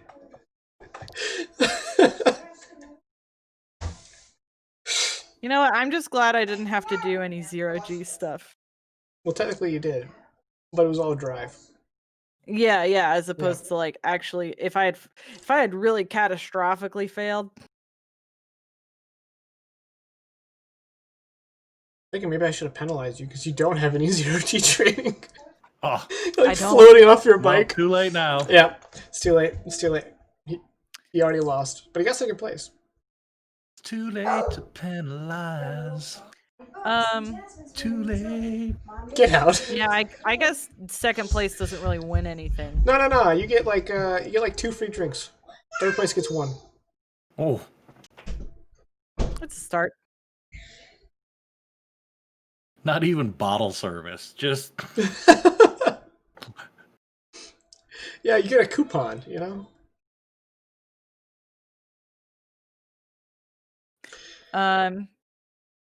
Yeah, I guess that's that. Okay. Like, Yeah. No, I mean we could keep doing stuff here though. I think there's more to explore. So you guys are like, you know, partying and dancing and partying, and at some point during the night, you know, Karis and his entourage arrive. At some point, he approaches the group, and he's like, "So how'd the race go?" As he's like nursing some wood alcohol. wood alcohol. You ever heard it called that? I feel like you Oh would. no. You feel like I would? Yeah, I feel like you would have heard that word. What alcohol, you know? Maybe it's something old people say. Got him.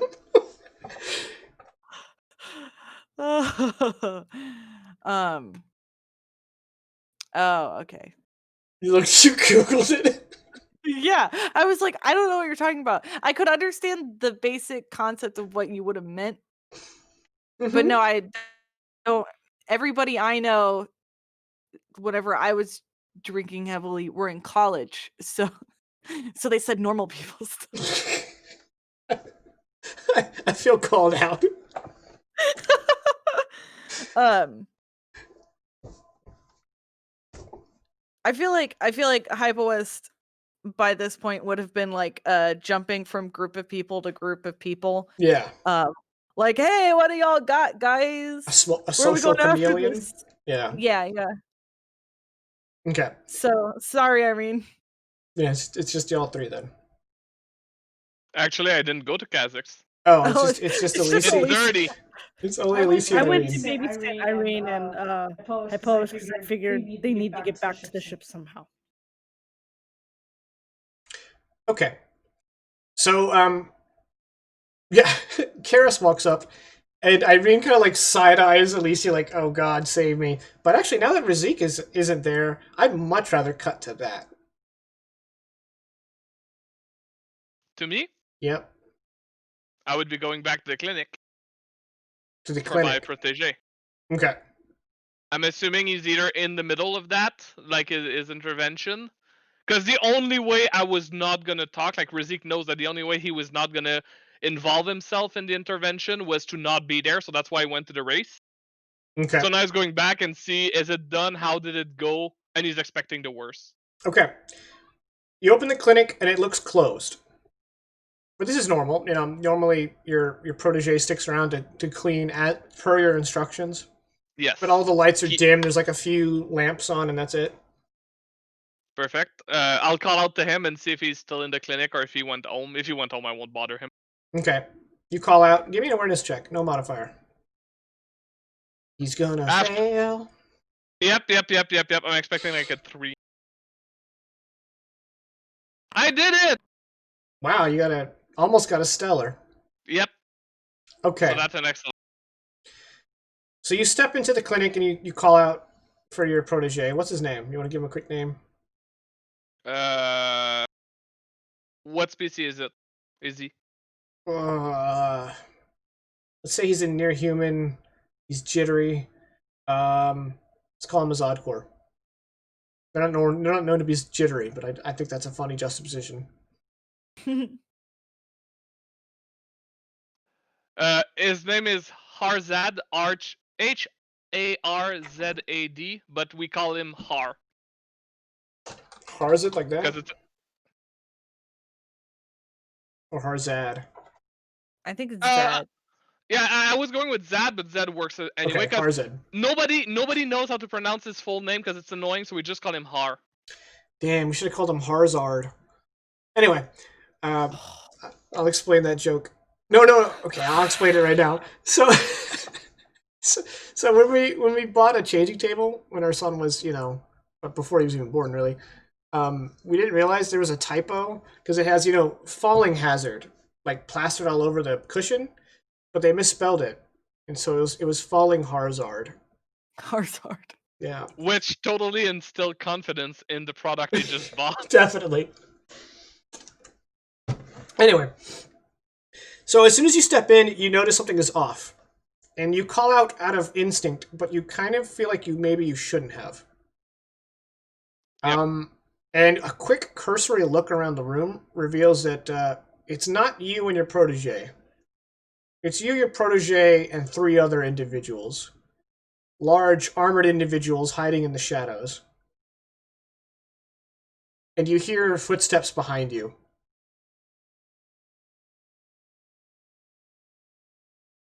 Without look, well, sorry, no. I would look behind me, like I would turn toward behind me and say, like, "Excuse me, but the clinic is closed." The words you say, "Excuse me," and your sentence stops in your throat because you're confronted by a figure you've seen before. Uh-oh.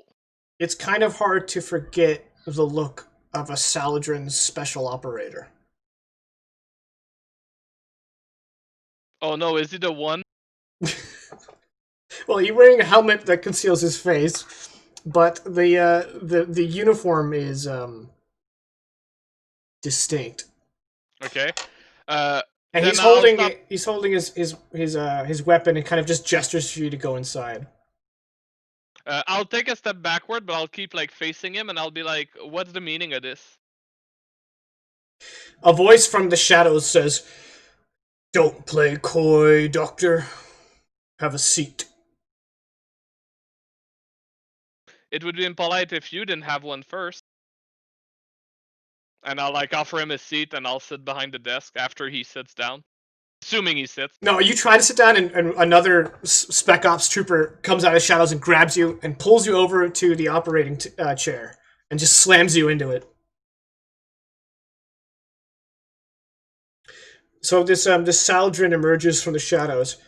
The audience recognizes him as the one we saw in the intro, but to you, he's wearing almost chromed red armor that seems very ornate. It has almost like tabard like drapes that extend past his knees. And unlike the other ones, which are wearing like utilitarian-looking armor and wielding assault lasers, he has what appears to be a hilt strapped to his side. Other than that, his armor seems much more like opulent and showy than it is meant to look functional. And if he has a helmet, he's not wearing it. And so you just kind of see this this dark green scaled Saldrin. And as he steps into the light of this one light shining on the operating table, fire billows into his mouth, and you can see it between his sharp teeth. At this point, you also notice maybe it's the fire that made you realize, but the clinic is extremely hot, and not in like the Vegas fun way. Yeah, no. Yeah. It's the after being slammed on the operating table, and having the whole spectacle of him stepping out of the shadows, Rizik will say in a very unpleased tone, kind of like he's not happy about all this. He's gonna say, "Now that the pleasantries are out of the way, what's the meaning of this?"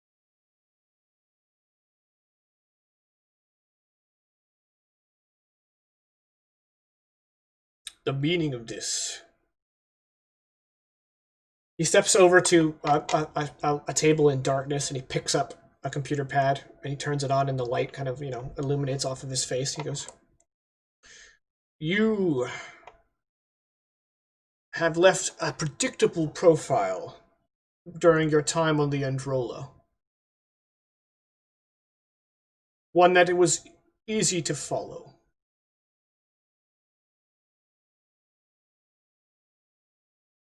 As for your friends, they seem to have broken pattern. But you," he looks around, "predictable."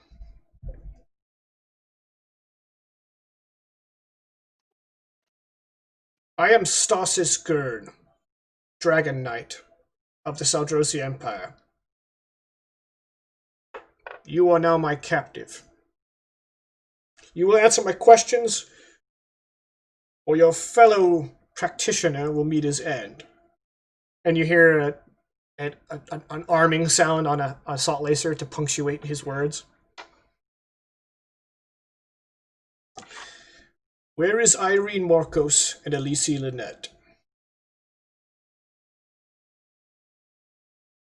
Somewhere on the station, for sure, celebrating.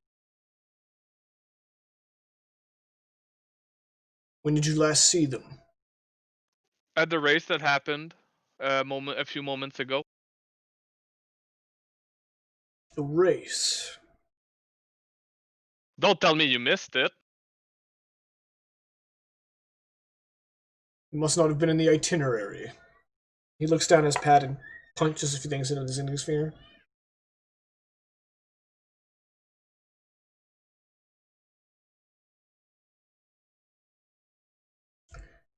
Your research into the black holes.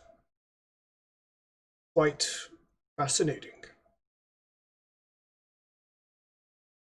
On that, we agree.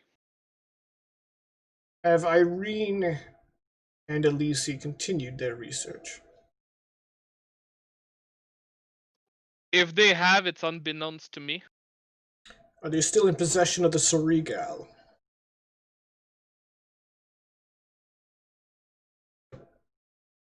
And like Rizik is not like holding his answer; he's really thinking about it.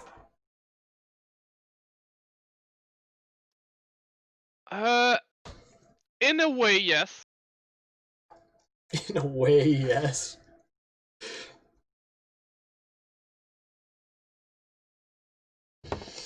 He locks eyes with you, and you feel uh, the strange, disconcerting sensation of someone reaching into your mind telepathically.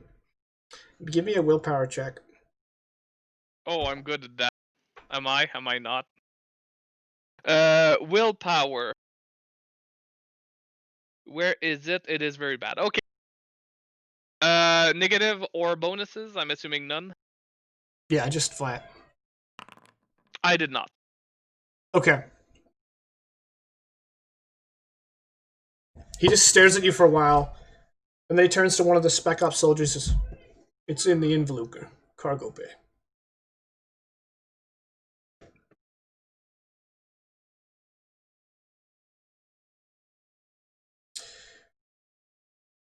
Now, one more time. Where are your shipmates? And you can still feel like it's almost like a tingling in your brain, and it's starting to give you a headache as he's just staring at you. They went to some dirty place which I refused to go. Hold on, give me a second. Just to annoy him, because he knows he's seen these tricks done by Eleni at least, or Alisi, so he knows these tricks. So he's gonna do what Isritians do best, and he's gonna go through all the bars that he know in his head, one by one, so that he has to go through that link. He has to go through every bar as well. And he's still going to be truthful and eventually ends on Kha'Zix, but it's going to be like a laborious Okay. minutes of just him listing everything in his head. Okay, in that case, I'm gonna let you another willpower check, but you get a +2 step.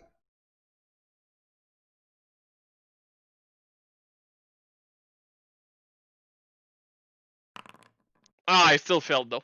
Okay, Razik, despite yourself, even though you're a man who's methodical, there's something about the situation. Maybe it's just the fact that this guy's probing around through your mind, but you just, no matter how many times you try to drift away from Kha'Zix, it keeps coming back into your head. Yep. And he says, "Kha'Zix." And he nods to one of the spec ops troopers who goes up to one of the consoles that's plugged into the ship, and he says, "We have it here, Knight. It's densely populated at the moment. It would not be ideal for a strike." Still, they like to getting inebriated. All right. Take him to the ship. The rest of us will meet them on the Involucre. And that's when you feel the cold press of a hypo spray, hypo, hypo needle, whatever you want to call it, press up against your neck, and everything starts to go dark. Hold on. Okay. As a medical professional, I'm not sure if you'll allow it. It's fine if you don't. As a medical professional, am I able to slow down my, just like I know that it's becoming injected? Can I manage to calm myself down using a medicine roll to try and stay awake as long as possible? Maybe hear additional information before they leave. You know what? I'll allow it, but I'm gonna give you -1 step. Okay. I would also actually endurance would be better. Okay. Endurance, but no -1 step then. Nope. Razik Okay. tried, but nope. Razik is just like, it's really hot. Falls asleep. I tried, guys. I tried. Okay, and as we now see the world in first person through Razik's eyes, and he's watching the Knight as he hands the pad over to one of his spec ops soldiers, and it locks eyes with Razik one last time before Razik's eyes close, and that's going to be the beginning of our intermission. So we're going to be back at 15 after. We're going to see how this unfolds. Saldrin's special operators have come to kidnap the crew, and they've already got one of them. So let's see how this goes. Thank you all for tuning in, and we'll see you at 15 after. Don't split the party. Hello, everybody. We're back. Close that. And there we go. Unmute that. All right, we're back we're back, but I don't see Vegas. And I'm here. I'm handling last minute Christmas stuff that had to be done right now. Okay. So where we last left off, Razik has been shanghaied by Saldrin. So I think it's about time the rest of you start heading back to your ship, right? No, actually, based on the last time this happened, it's about time that We end session and go get PR? Yes. Okay.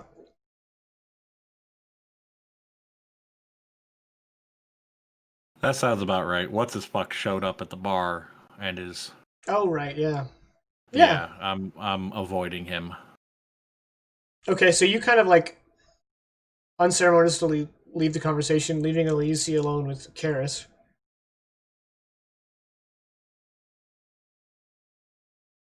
HypoS is like going around to different tables, like, what are y'all doing after this? We can keep it going. So definitely not doing what Irene wants to do. Where's Irene going now that she's abandoned Karis? To HypoEst and grabbing him by the scruff of his neck and dragging him away. What's Elise doing, left awkwardly with Karis?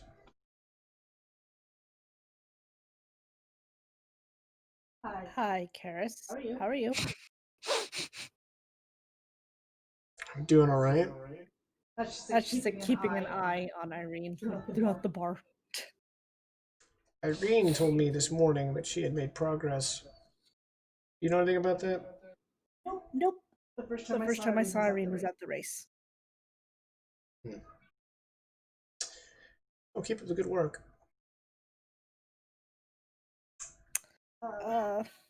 Just so you know, I think Dill is in a bit of financial trouble, so. Yeah, and the black hole sucks. When is he not? Letting you know, he might be jerking off his sorrows, or I don't actually know. He asked me to arrest someone out, or even after that. All right then, thanks for the update. He might get. How about y'all? Are y'all going anywhere after this? We can keep it going. We can keep it going. Bed. And then I grab my post and either put him over my shoulder, or he's like still being dragged. Psychically drag him out. You could try. It's true. He's a Celise. I don't leave his mind. It's in his power. I help. He's a dampener. I can hear him, but I can feel it. Yeah. Oh my god, HypoS put. Give me your commemorative drink with the spinny straw, and let's go. No, it's mine. It's mine. I want it. Well, I'll tell you what. I'm a winner! Second place. He like pops the champagne.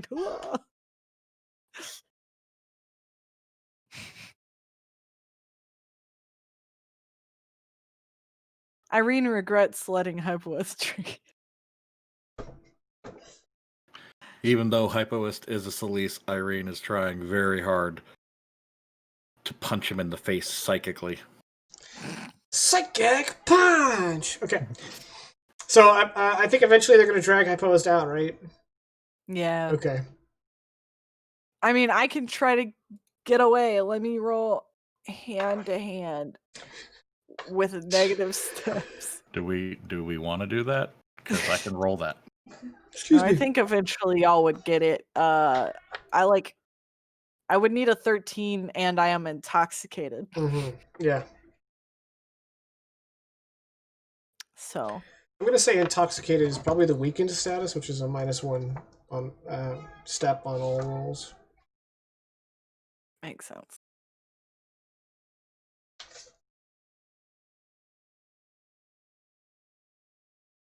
Okay, so you guys are out of Kazakhs.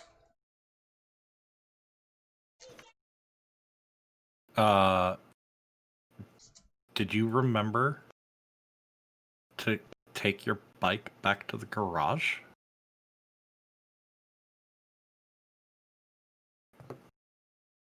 I'm gonna say probably. I feel like he would have done that before. He wouldn't remember it now. But he would remember it then. Okay, all right. So, Elise, are we taking his drunk ass back to the ship? I don't trust him anywhere else. After party at the Evolucar! He will end up waking up on someone else's ship, but be there perfectly legitimately knowing him. Yes, Hypoist dear, there's an after party on the Involucre. We're going there right now. I get it, Irene.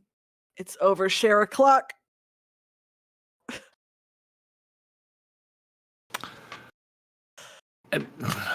Well, I mean, at least it isn't piss yourself and cry yourself to sleep o'clock yet, so No, that's after. yeah. And we'll be comfortably back on the Involucre so that you can do that in the quiet of your own cabin. I emphasize the word quiet. We drag him back to the ship. Okay. Right into the ambush. Intoxicated. Intoxicated. We really like to put the cards against ourselves. Is everyone including Hypoist drunk or just Hypoist? I feel like Irene's been drinking, but not drunk. Lacey might have had a drink or two, but seeing how drunk Hypost was getting, Lacey went, no. And put them down. I feel like Irene was keeping up with Hypoist, but she's not an alcoholic. Alcoholics go to meetings. She's a drunk. So maybe not as intoxicated. Maybe. I mean, that's a Jake and call.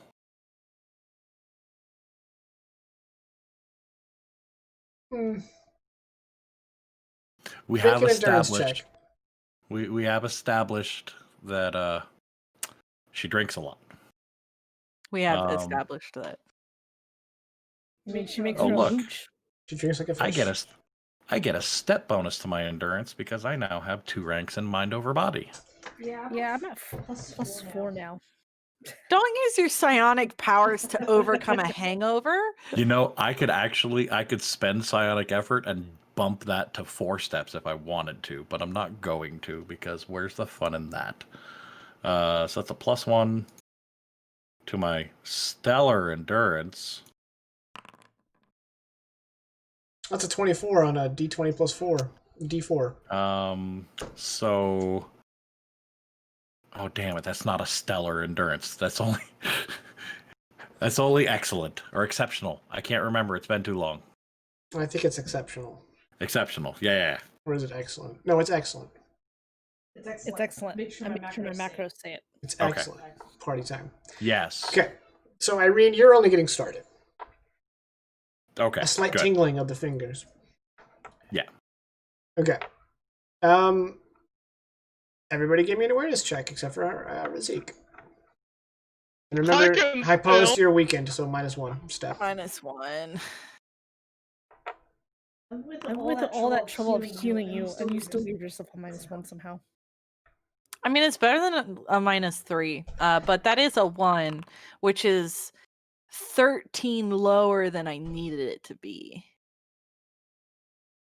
Okay. So Jake, Anyone have hero points? I almost said I would like to activate Control Pain and Lightsaber Combat Saresu. I almost said that, and then I was like, wait a minute. But we ain't doing that. Okay. Yep. So you guys fail. So you don't notice anything out of the ordinary. That However, tracks. when you arrive to the airlock, it's got this holographic red stripe across the door, and has text in the in language that you've sort of picked up. You can read it much easier than you can speak it. Actually, there is no different spoken language, probably just different written languages. Let's be real. And it says, that the docking cylinder has been decompressed. Stand by for recompression. And it could take a while.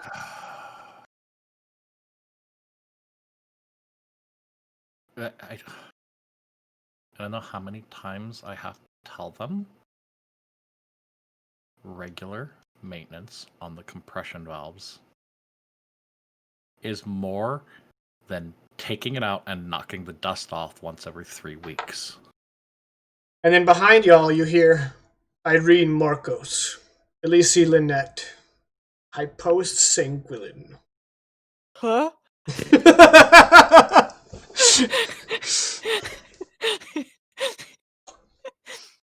And behind you is this red-clad Saldrin.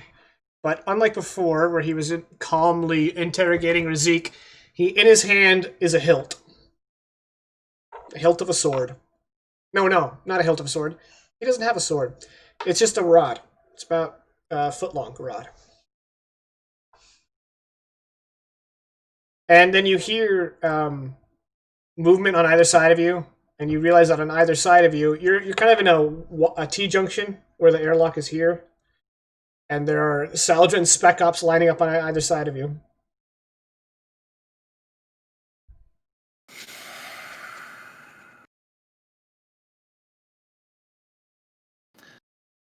We have neither the time nor the patience to deal with you right now, you rancid fucking lizard brain.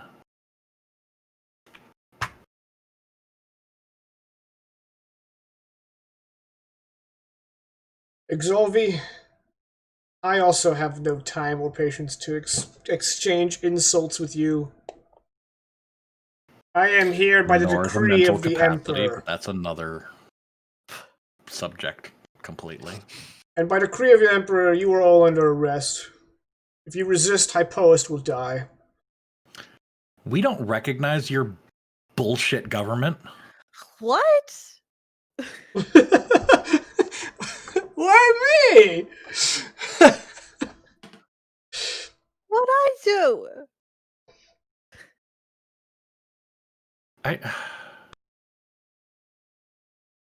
I don't know if you've been paying attention to like anything that's been going on in the fire expanse. Everyone gain a hero point. Sorry. Yeah, I've got them to spare. Yeah, I don't know if you've been paying attention to like anything that we've been up to. So if we're gonna do this, let's just go ahead and do this so that we can kill you, airlock you, and be on with our evening. I prefer this didn't come to violence. I thought you were an evolved species. I mean, obviously you would prefer that. So you have been paying attention. I'm so proud of you. You're outgunned, outmanned, and outpositioned. I thought you were an evolved species, Exolvi. Do the smart thing. Oh, wait. You haven't been paying attention if you think that you have us outgunned and outmanned. Look, how about this? Stand down, and you can go back to your bullshit emperor with your tail between your legs, and we'll pretend this didn't happen. I regret that I need you alive.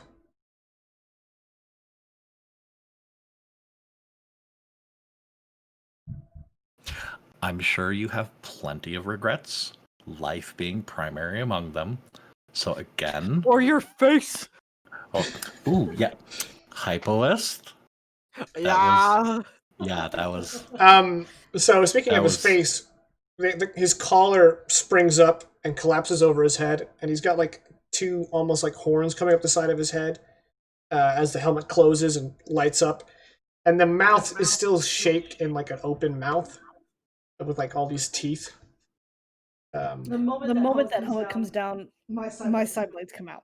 I'm not gonna use them, but they're coming out. I'm standing at ready. Okay. Hypo's just like, fuck. And then he holds out his he slightly raises his arm, and that rod extends into a pole of some length, and the front end of it just materializes into this blade of psionic energy. It looks like a glaive, and the blade, like Elise's, yours are like Blue white. blue white. His looks like lava held in place.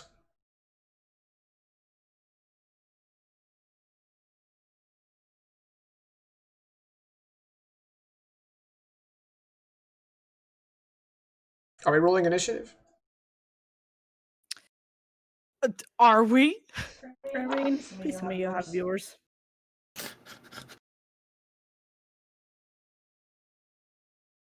Oh, are we doing the whole you show me yours and I'll show you mine bit?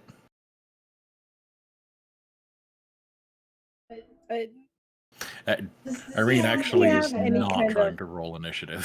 Does he have any kind of Starkeeper symbol on him at all? Like even the new one?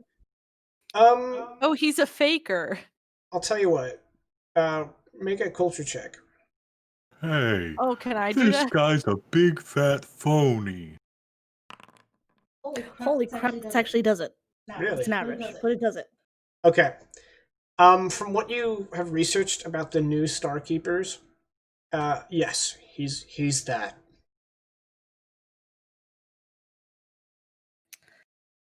Okay.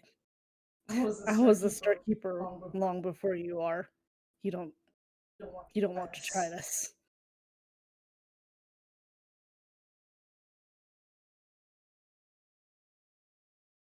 Sorry, I'm trying to draw a line and I apparently forgot how it works. You merely And adopted you the put it on the Starkeeper. paper, and you just I was drop born to Onto it. it. Wait, I got the voice, but I forgot to do the effect. You merely adopted the Starkeeper. I was Right. born to it. Yes, that. Well, go on. You've committed now.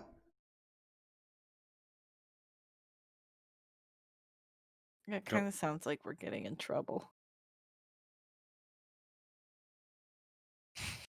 Oh, well, I am gonna maneuver so that I'm standing between him and Irene and Hypoist. Noted. I want to be in front of them. Okay.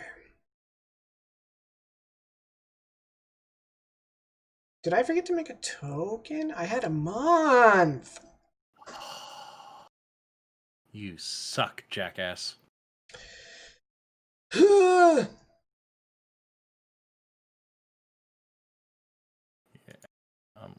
Let me check my initiative here just to be on the safe side. Oh yeah, it still is not great. I remember that now.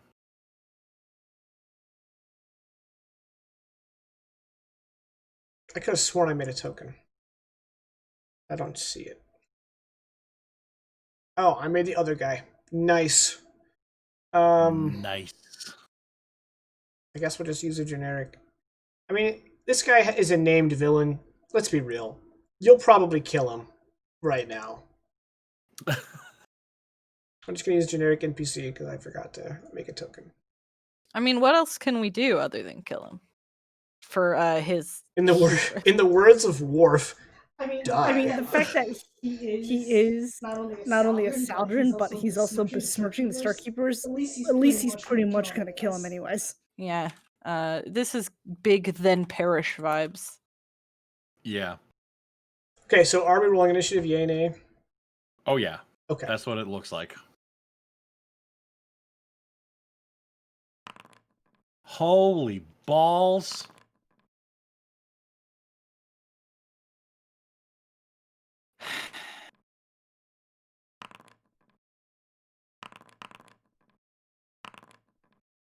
No. Oh, look at you go.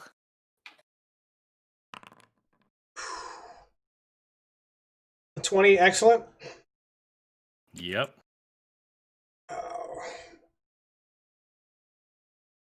Stas has also got a 20, excellent. That's fitting for Hypoist. What's odd is I didn't even have the -1. It's been a hot minute since we played this game.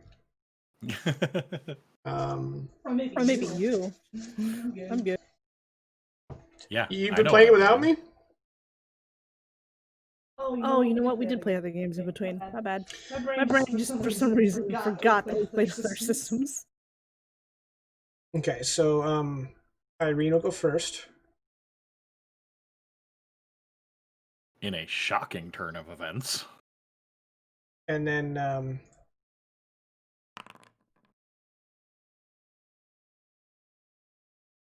NPC will go. Okay, and then you average with a 12. Okay. No, you got an average 14. Spec Ops Operator 1 got a 12, which is success. 2 failed, 3 failed, 4 got a 13. So Elise is next. Followed by Operator 4. Followed by Operator 1.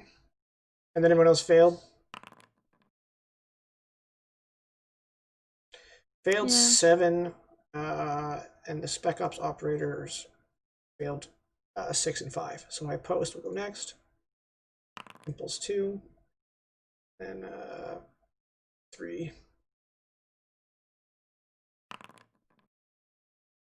Best. Okay. Irene, I don't think you have the TID PP on you. It's safe to say. Yeah, correct. Okay. What's your play?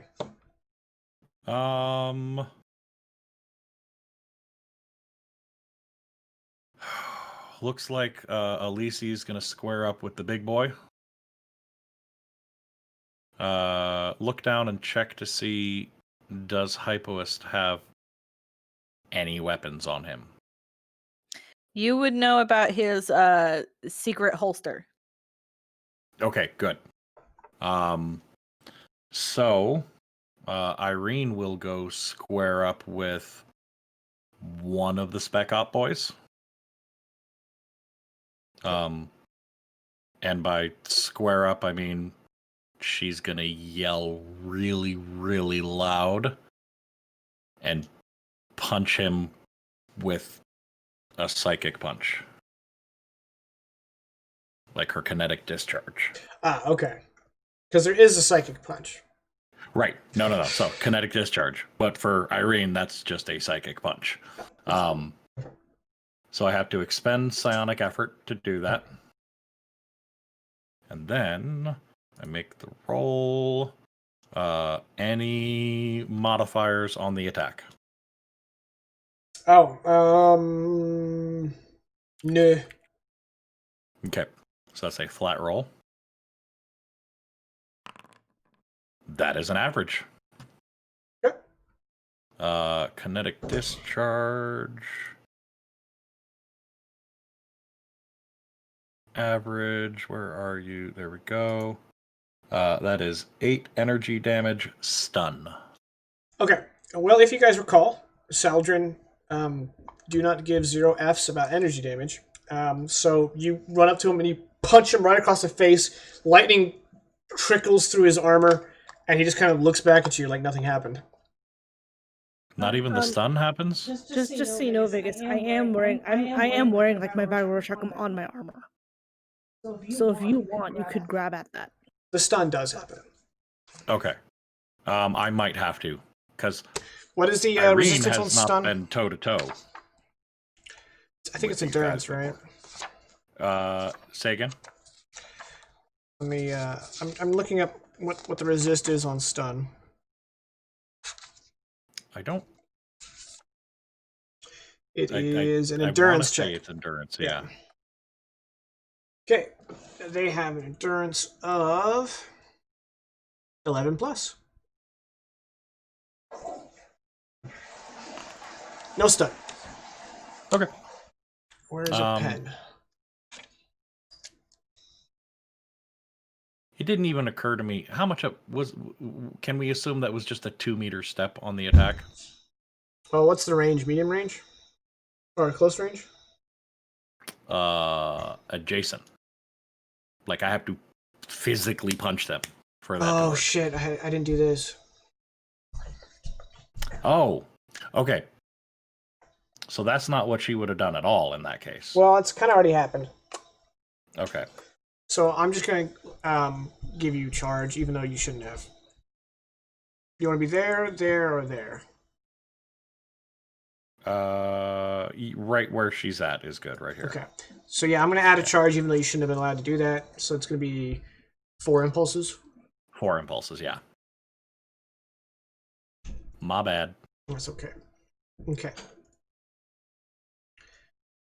The Dragon Knight Stosis Gurn.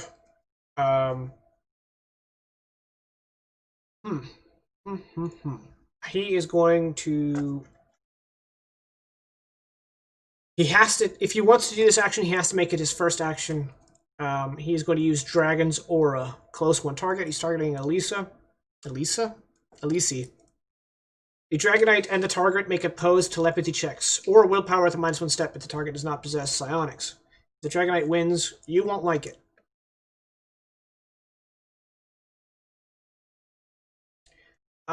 He is going to expend Psionic Effort to give him a +3 step. Would you like to do the same? Yeah, I guess so. Okay. Wow, he fucked that up. He got an average. I also got an average. Okay, well, you got the higher number, so you win. Then we do our Yes, then you do your willpower or resilience checks or resistance. He gets a +2 step. He's fine. I get a +3 step. I'm more than good. Jeez. Okay, that was a 3 impulse action. Elisa, you're up. Cool. So I can move. I can get there and try. Yeah. Oh, this isn't feet? Hold on, let me fix that. I mean, I still could, but I can get there and attack. Fixed.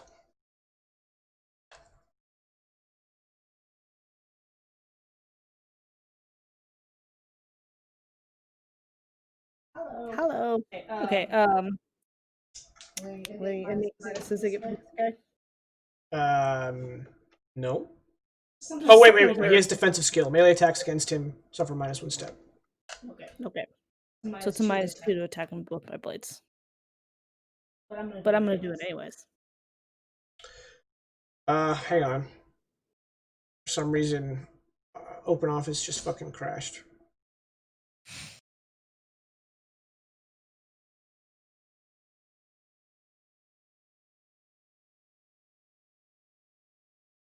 I'm gonna have to Control Delete.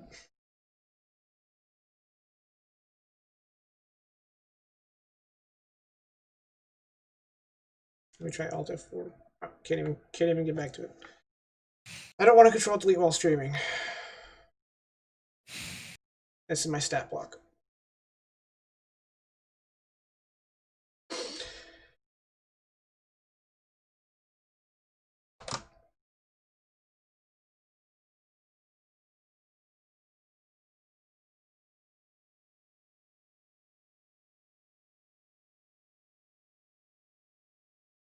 Okay. Can you? Okay, never mind. I have to reopen it. I've never had Open Office crash on me ever. I think I'm melting my CPU, my 8-year-old CPU, with playing Cyberpunk. So I hope the new MOBO comes quick. Okay. All right. Go ahead. So I have a -2 step for because I'm using both side blades. That is a stellar. A stellar. Okay, Twice. he's gonna do a 1 impulse reaction to block. When targeted by a melee attack, he can make a side blade check as an opposed check to counter the attacker's check.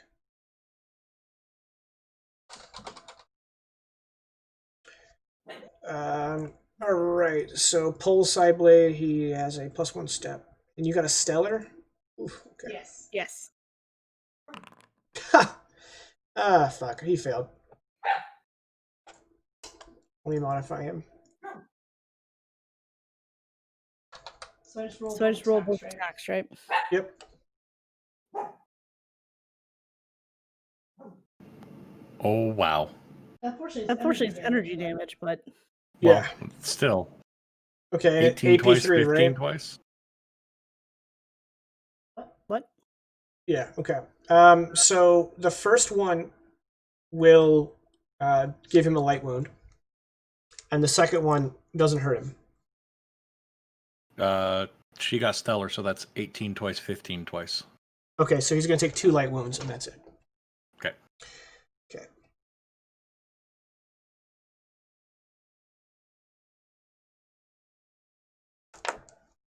He doesn't seem to react.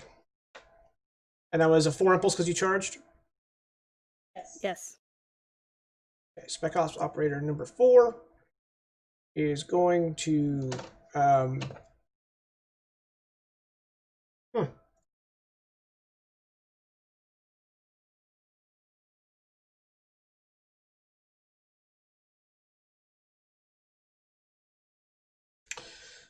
Well, Hypolis is just sitting there, all exposed and armorless.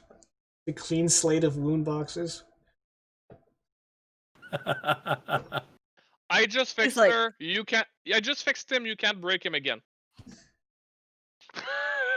Alright, he's going to do a 1 impulse action to switch weapons. Operator 1, however, is going to shoot Hypoist. And he's going to double tap with his assault laser. So it's a -1 step, so it's just a +1 step. And he gets to make 2 attacks. That is a miss. That is not. That is not a miss. That is an excellent. I can. Okay. So Hypolis takes 11 energy damage. Since you have vacuum armor, right? Yeah. I assume you wore that to the race. Yeah, I assume so too. I need to update my armor and damage in my armor slot because I, for whatever reason, there we go. 4 fizz, 3 energy. And you said that was 11, Yeah, so I just only realized I rolled the 8 wrong number. energy. it's a moderate. Moderate wound. Yeah, I've got 2 boxes for that. Okay, Hypolis, you're up. The main dude. So I can't. I want to make sure I'm thinking of this correctly. But if I'm not making an attack, I can't Do it. add. Can I add on a reaction or not a reaction, an impulse to dodge? You can add an impulse to dodge to any action. Okay, cool. Then I want to combine that with agitator. Hypo West is drunkenly throwing insults at this the main Saldren, the big bad boy. The big bad boy. With the psionic weapon. 3 impulse influence check. I got +1. +1. Is it resisted by anything? +1. Opposed by willpower. Okay. +1. So that's a +4. And then -1 because I am intoxicated. And you have a moderate wound, so minus another one. Oh, yeah. +2 steps.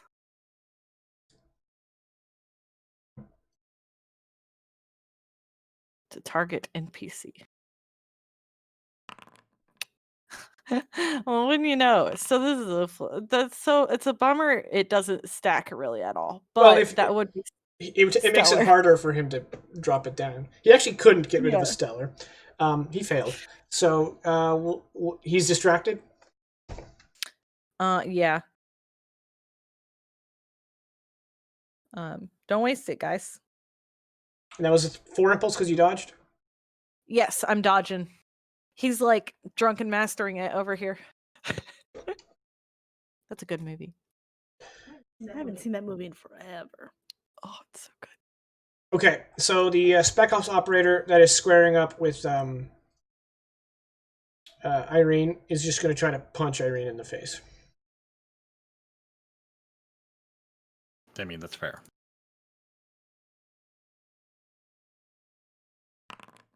That is an average. So Irene, you're going to take 3 physical damage. Non-lethal. I mean, it's a graze anyway, right? Yeah, well, maybe. I don't remember. Yeah, my armor is only 2, so yeah, it's a grace. Okay. I'm just going to mark it as a regular grace. As opposed to one of them fake grazes. A non-lethal. Right. All grazes are technically non-lethal per the mechanic. Right. Yeah. Yeah. Okay, and then Spec Ops Operator 2 is going to shoot Hypoist, double tap. Kerchow, miss, Kerpow. Did you apply the dodge? I did not.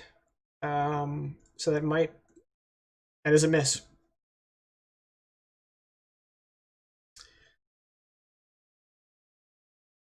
That's why I did it. Right, Spec Ops Operator 4 has switched weapons. He now has a stunner out, and he is going to shoot Irene.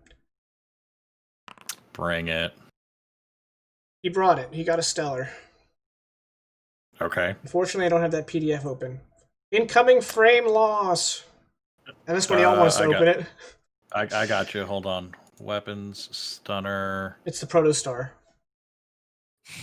The Protostar equipment. Yeah.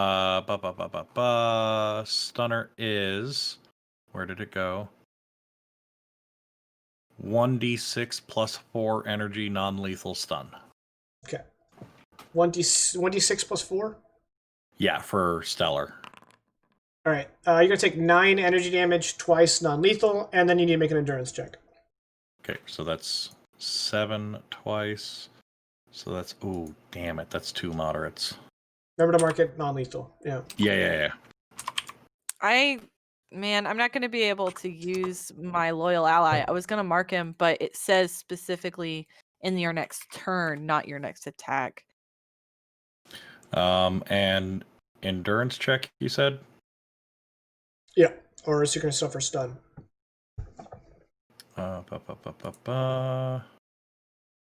That's... I get a +1 to it, so I'm at a flat for it because of my moderates. A 10 is a fail. I am stunned. 2 impulses or 3 impulses? I can't remember. Stunned Either is way, 3. it sucks. Yeah.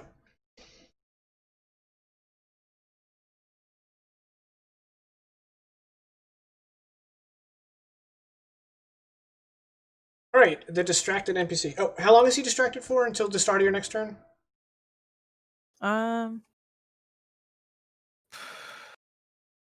I think so. I have it simplified on my sheet just so that it fits. Okay.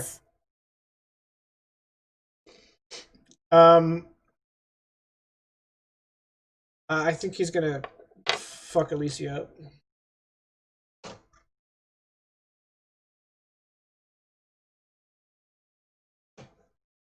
He's going to attack with the dodge modifier with his pole side blade. That's gonna be a 5 impulse action. +1 step. That is an average. Just barely. I'm rolling trash, you guys. Except for that 23. All right. So this is the pole side blade. Like your side blade, it's gonna have a plus AP3 because of tech superiority. But the pole side blade already has AP1, so this is gonna be AP4. And it does. So it pretty much ignores my energy armor. Yeah, probably. Boop. Oh my god, he rolled max. So that's 15 energy damage. Ow, that's a critical wound. Yikes. So at least he runs up to this guy, unleashes a flurry of blows, cuts through his armor a bit, and then he kind of like twirls his his glaive and just rams it right into Alici's gut. Not very showy. Kind of misses the point of the Starkeepers, honestly. I'm disappointed. I'm gonna be honest. He's like, I'll just cut straight to the chase. It's like, dude. Well, speaking of showy, I don't have to not be in melee with someone to throw something at him. So I'm just gonna psychically pick up my vibro chocolate off my belt and hurl it at him where I'm at, using my missile attack. Okay. Oh crap! I get -3 on that though, don't I? With a critical wound? I get Yeah. a minus. I get a -1 from him. His defensive thing. And then he dodged, so that's going to be another -1. It's -2. Is his -1 defensive just towards melee? Yes. This is not a melee attack. Yeah, She's in melee with him. Okay. Back. I don't think you can 2-meter shift on him no, using you're missile. right, I Yeah. can't. There's a talent for that. Yeah. Okay, so -2. The -3 for my wounds. +1, so it's -4 I total. forgot to take care of the hangnail. I had one job. Honest organic effort to make it a -1. Okay. Wow. That's a 0. That's a straight up 0. Damn. Okay. So you kind of reach for your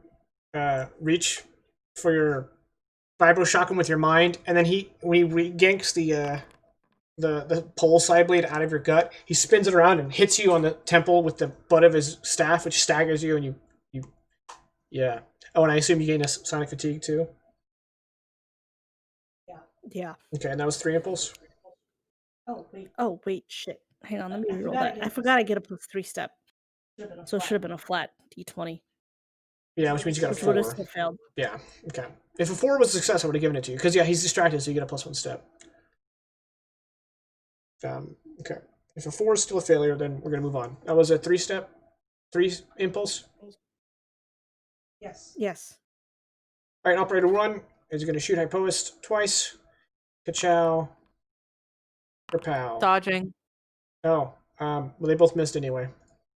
Okay. Okay, operator 3 is going to try to punch Irene again. Punch, miss.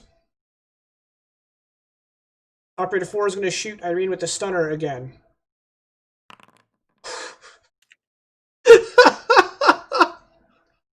Yo, this guy is a stunner marksman. Rolls nothing but 23s. Okay, so that is 6 energy damage, non-lethal twice. Stun.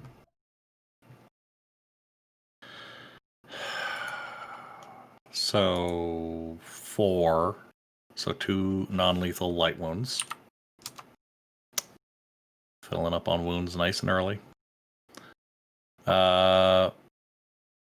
Endurance is a flat roll because the moderate wound negates my +1 step. Okay. That's a success. No stun. All right, Hoppost, you're up. Oh boy. We sure are between a rock and a hard place, huh? Let me double check. I think Hypo West is worried about Irene over here. So I think he's gonna try and run and tackle this guy. Okay. You gonna do a grapple tackle? Yeah. I'm on the and page. tackling. Okay, cool. It's a hand-to-hand. You get a +2 step because you're tackling. Yeah, but I will be prone. Yep. Even if you fail, and it's opposed by his hand-to-hand. Yeah. And I only have a -1, so that's a +1 step. Did you succeed? No. Yeah.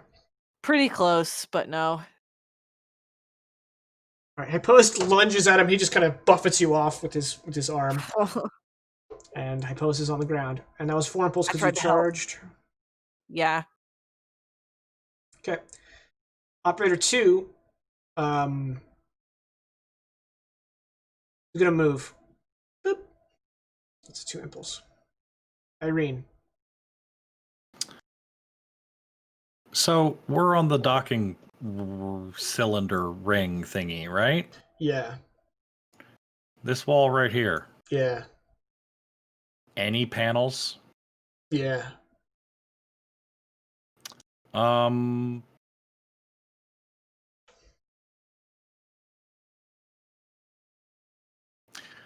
I'm gonna kinetic discharge a panel. Okay. Very specifically, just for you, Jakin, I am looking at page 214 of the Alternity core book. Okay. Yeah. Okay. Yeah, that's what I'm doing. So I need to make an attack roll. Yep. Okay. I am now at a -1 because of wound penalties. I need to double check. That might actually be an excellent. That is an excellent. Okay. Roll damage.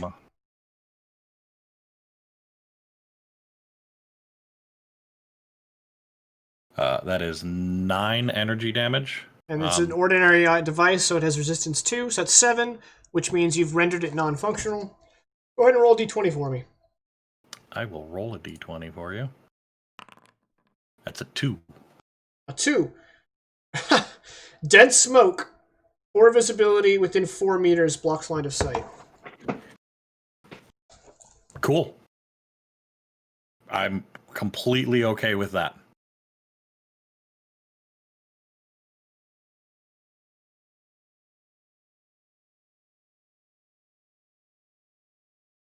Alright, so that is just... Yeah. So Irene just reaches out and electrocutes this panel, and it blows up in a puff of smoke. Just poof! Fills the hallway. Yeah. Oh, I need to make my, what's it called? Psionic fatigue check. Okay, -1. so Lisa, you're up. That is Sonic willpower. fatigue, That's a fail. -1 of my rolls, right? Just psionic skill checks. Okay, that's okay. I'll try it anyways. I'm gonna step back right here. As a move action? Yes.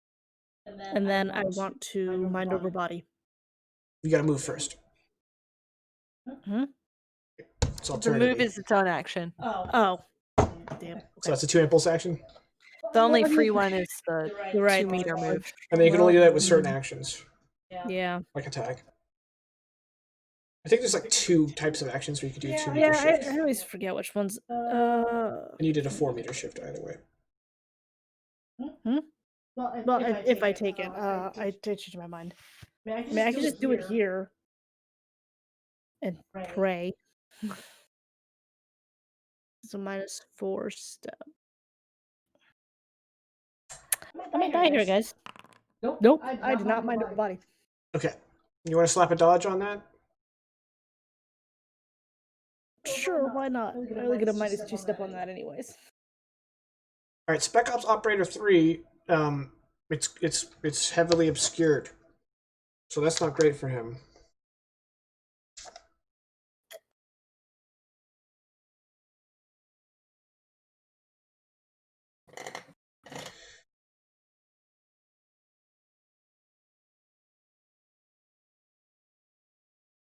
Obscurement isn't in my... Very poor visibility within 4 meters. I think that's attack modifiers. Vision, here we go. Yeah.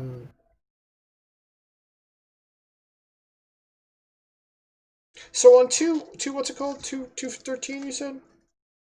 215, it says very poor visibility. Got it. Yeah. So he is impaired. Whenever he needs to make any sight-based act, anything with his eyes, he's impaired. And being impaired, I believe, is a -2 on all checks. That sounds right. I don't remember off the top of my head. Yep, -2. Okay, so he's gonna swing wildly into dense fog at you, with a -1 step. He managed to land because Okay.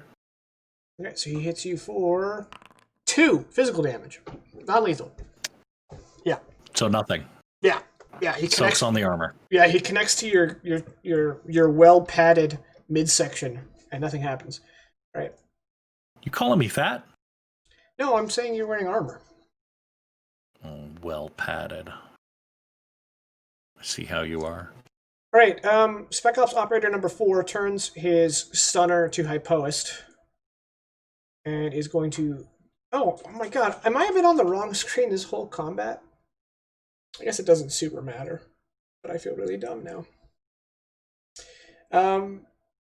So I hope you enjoyed that theater of the mind. And now behold, our gray space with 3 lines on it. Okay. Yeah, stunner. And this is the guy who can't roll anything under a 23. Oh, he did. He did, Gandalf. He did. 21. That is a stellar. So, Hypoist, that's 6 energy damage, twice non-lethal stun. So give me an endurance check.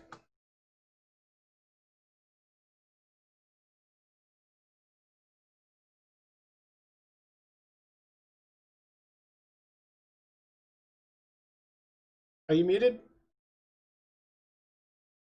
Yeah, okay, I fixed it. I hit the wrong button. Yeah, I was just saying that added 1 serious wound to the list, but that's okay. Endurance check? Mm-hmm. It's a non-lethal serious wound, though. Yeah. I think... Okay, it's just that.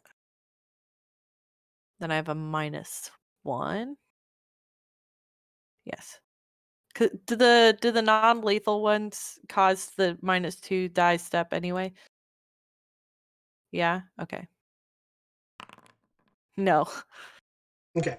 So Hypoist is stunned for 3 impulses and not doing great.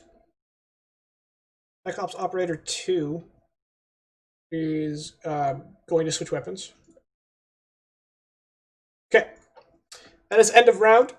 So, Elise, you kind of put the hilt of your weapon over the wound, and it hurts. And the Dragon Knight is just towering over you, and he like levels his glaive, and you can tell that this guy, he's a tough cookie. He's probably the strongest enemy you've ever faced, if I'm being real. Because you guys didn't actually fight the Veercool, you just blew up his fucking ship. And then you see something behind him. An even bigger frame. Dill? Dill. Dill grabs him by the back of his armor and slides him away. And he just, like, well, actually, he's wearing his helmet, but you can imagine the shocked look on his face as he's suddenly just propelled backwards. And then Dill reaches where the guy stood and rips out the artificial gravity floor plate. And just chunks it over Elise's head straight at the Spec Ops Operator. And as it collides with that poor Saldrin and ricochets and slams into the wall, all the lights go out. Kaboom! My side blade's a bit late. Okay, all Oddly that's left enough. is the lights of your side blade. I don't feel bad for that Saldrin. Nope. Dill, who do you want me to arrest again? Yes. Yes. So you guys can use the darkness in whatever way you see fit, because it's like pitch black except for Elise's blades, or you can take this moment to turn off those blades and get out of this fight. I am. It's also not pitch black for Irene. Well, you're also in smoke, in addition to it. I mean, fair. I also have low light vision, but it's pitch black. No, low light. Well, the swords are emitting light. Okay, so you guys are going to bounce. Blades are off, and I'm just gonna... I'm gonna head towards where I last saw Irene. Okay, you guys bounce, basically. Okay, so you guys, with Dill, you guys scoop up and you get the fuck out of there. Yeah, I think we can all agree we get the fuck out of there. Dill's carrying Hyperwest. Let me end combat real quick. Is Dill here because he heard me say after party on Tip? Yes. Yes. Nice. Okay, all those non-lethal wounds downgrade 1 step. Clear grazes.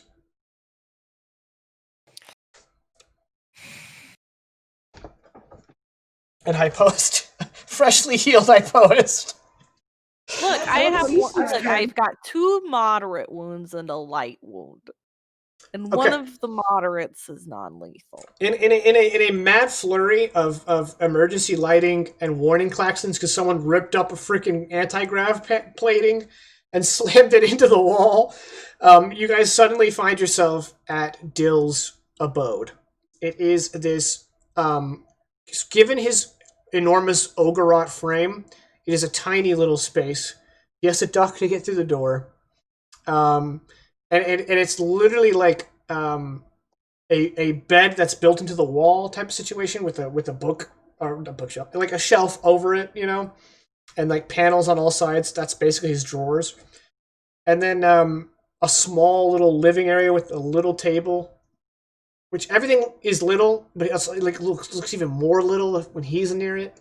And then the opposite side of it is like the bathroom shower combo, and that's the only other door, right? So that's literally where Dill lives. Do this in the shower. Yeah, and the only thing, I mean, there's a few of his personal effects about, but the only thing that really pops is he's got this hollow poster of hoverbike riders on the wall next to the shower, and I'm gonna get rid of this hangnail. So take it away, boys and girls. Except for you, Rizik. Is Rizik there? No, he's been kidnapped. Right. Oh, sorry. My mic picks up Elenia, so let me mute myself while I go do this. Oh god. He used to pick me up. Okay, Dill, I need Yeah. Rizik. what do you got, Bull? I throw up. Yeah, so let's assume Razik was back at the ship. Because we all know that he really doesn't like Kazakhs. So he's probably in lockdown on the ship right now, where we left those assholes. Okay, I mean, unless they killed him. where's his assistant? I mean, I don't know, because I don't pay attention to what you plebeians do. I don't think I mean, he would I am be bleeding out onto the floor. Now's not the time. the clinic's closed, so he had to be at the ship. They might have killed Razik. We gotta get out there. We shouldn't have left. And that's a perfect time to do a scene transition.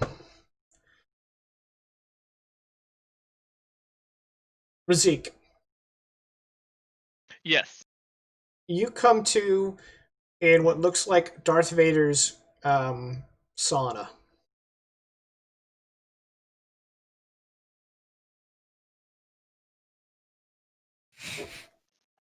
Yeah, I'm not sure what to make of this information. Okay. Aside from being very uncomfortable and hopefully not naked.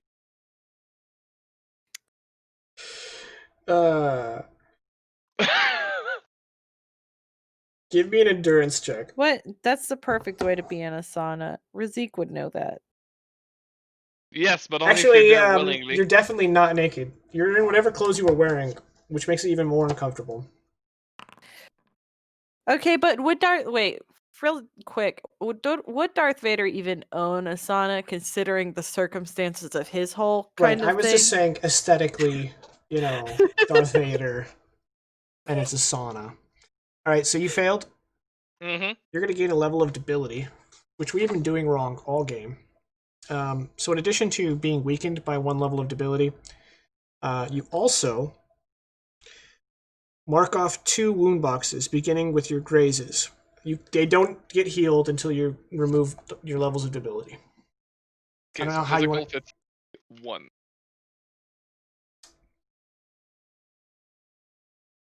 Perfect. I mean, it's not. It's like really bad. I know, but it's noted. We're good. Okay, well, the first thing I would say is, am I like in handcuff? Like what's around me? What's my Oh, absolute right, yeah. situation? Sorry. You're strapped to a very uncomfortable chair that has it's very minimalist. It appears part of the floor. Your feet and hands are locked in place, as well as your neck. Oh, my neck too. Okay, that's how bad they want me. Oh, Okay, and also there's a metal strap around your waist. yeah, why not? Like at this point, it's Yeah. not as if I was gonna escape, but sure. Um, hello. So in the fog of the steam, a door opens, and you can recognize that red armor anywhere. But when he steps through, even though there's all this steam and red lights, you can tell that there's some damage to his armor, minor, small damage that wasn't there before. Hey, don't be rude. You're like, it's nothing really. And also, he at this point he has his helmet up, Yeah. which immediately like pulls back into this collar. Rizik expects dire consequences for saying this, but he can't resist saying, "So you've met the crew."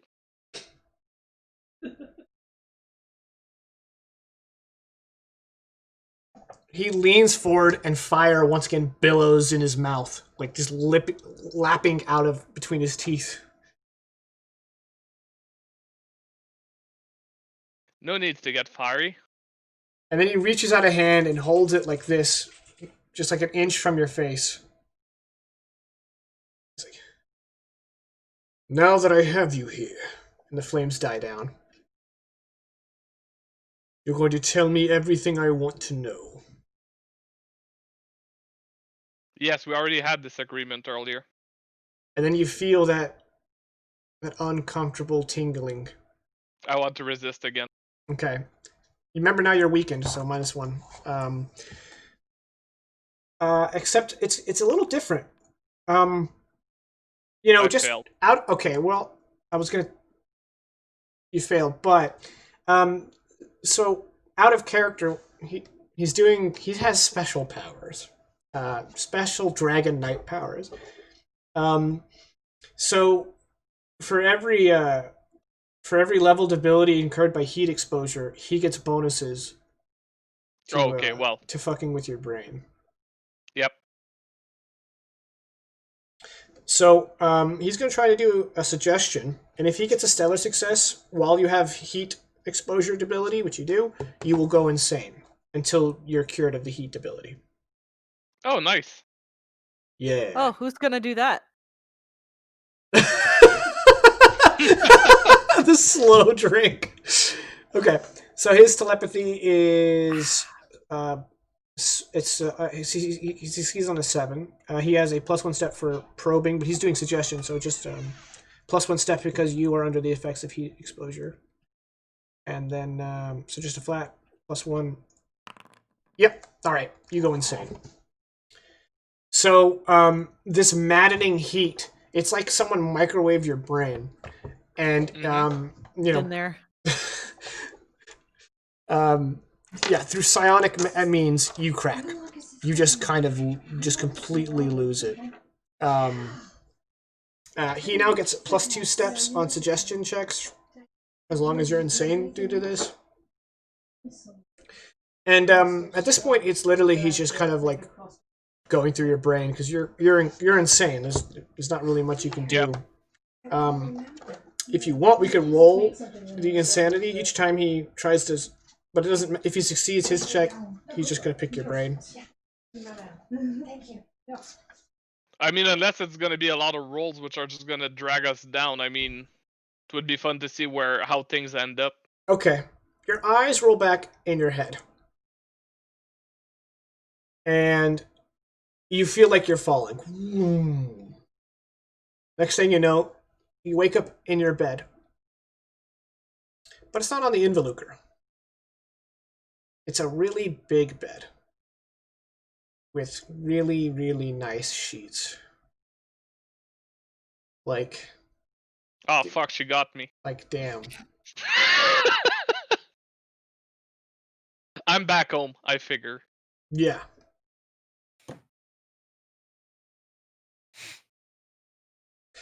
You look out Does the window. does this feel real? Yeah, it feels real. Okay, continue. Sorry, I interrupted. No, you didn't interrupt. Fenton interrupted. He just did the John Cena thing.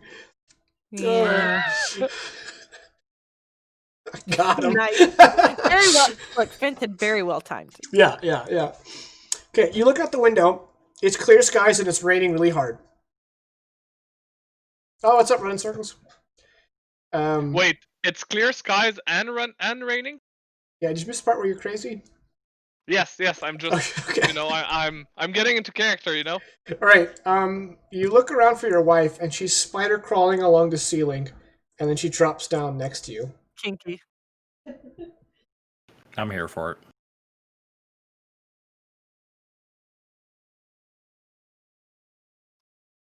Are you alright?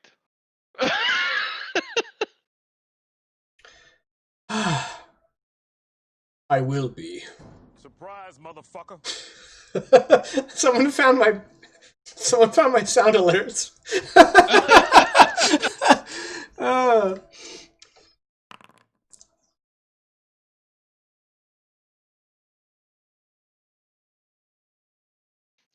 Yeah, so what is that supposed to mean? your wife has the voice of the of Stosis. Of course. Yeah, no. Yeah. Yeah.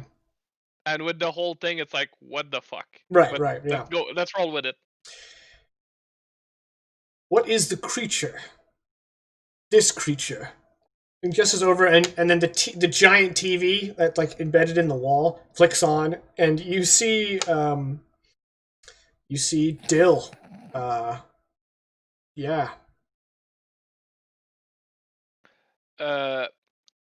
It's and I spelled An it Ogorod? CC. Ogorod, yeah.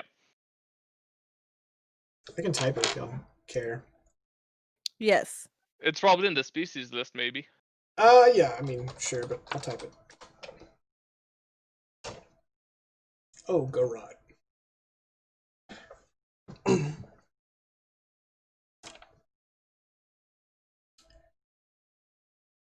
Your wife looks over and goes, interesting. You know where he would take your friends? I have no idea. And that's the truth.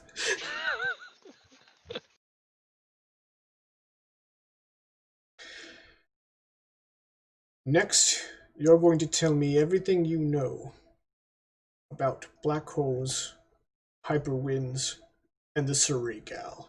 And then we're gonna cut away from you because he's basically got you by the Mivonks. Yep. And we're gonna come back to everyone else in Dill's cramped apartment. Irene has been doing her damnedest to patch up the open, gushing wound on Elise. And I'm sure. And Elise's like, "This is what I've been doing to people." At some point, one of the three other people are probably like, "No, Irene, no, you can't use that wrench. You can't kick them." Is there anything that, on a serious note, anything that Irene can do, to basically just seal up a wound? Well, unfortunately, it's a critical wound, which is really bad. I think they require surgery. Right. It's kind of an open gap in the rules. If you have a critical wound and surgery fails on you, you die. But if you never get surgery, it's just like you're fine. Okay, well, here's the thing. Now that I'm out of danger, Alicia would try to mind over body heal herself again. That works once per scene. Okay. Okay. So, having been getting some slight training with this, I realize mind over body is a very personal thing, but is there a way that Irene could expend psionic effort to push like some extra juice into Elise to help out. I don't even think you need to do that. I think if you guys both like sit down Indian style and go through like joint meditation, that could be considered like you assisting. And since you're trained in mind over body, she'll get a +2 step. Hey Fenton, thanks for the 3-month subscription, my dude. Gotta resub since we bullied me to regrow the beard. I was gonna do it anyway, but yes, it was all you. Okay, so I get a +2 step. Yep. So it's only a -1. Yep. Cool. Yay, that's a excellent. So I'm gonna spend the psionic fatigue to heal. Okay. And Now, how did we here's where it rule gets about a the little healing? dicey. Well, we've ruled on this before, but it's been a The long expend effort will also heal 1, 2, or 3 wound boxes depending on your success level. It's all tests. Right. Oh, I accidentally clicked on Steam. Well, Rip cancel. frames. There we go. It had to update, so I just hit cancel. Finally, the perfect time for Steam to update. The only. What was I? I was trying to click on this. I've ruled on this in the past, but none of us remember. You only have 1 wound, don't you? So it doesn't matter. I do. I only have the critical Well, wound. then you're healed. Well, I wasn't sure if we were gonna like downgrade it or just straight up heal. It says heal, right? Okay. So it's says healed. Yeah. All right. I think previously it's been lower wound boxes. Yeah, but if it's your only wound, It's then only. yeah.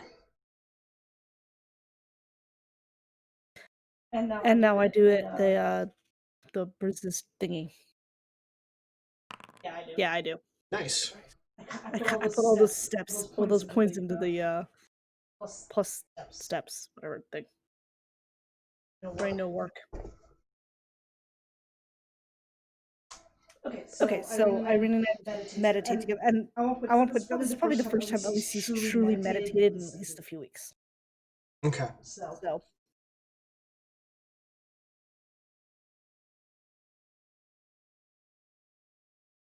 Fela, calm the fuck down, man. Just ignore it. Just calm the fuck down, Fela. I'm trying to deflect, okay? Just ignore it. Okay. Yeah, so Elise just meditates real quick, and now she's like, she's fucking healed because his psionics appear to be quite broken. Yeah. okay, now once that's done, it's like, all right, now we need to track down Razik. Anyway, Yes. we can, Good luck, I'm in Wonderland! any chance we can use the systems here to get eyes on the Involucre? Hack into the cameras? I mean, who are you talking to? Of course we can. You go work on our boy and see if he can get any better, and I'll deal with that. I go get a cup of water. Go to Yeah, I think some water drink the water. will help. Drink it. Very good. Yeah.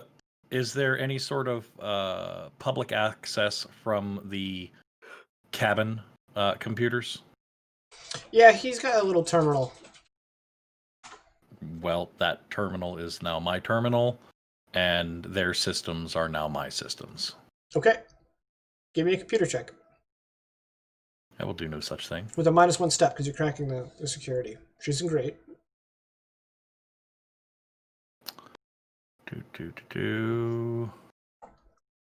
Computer, I do have a +1 step bonus in, so that's a flat.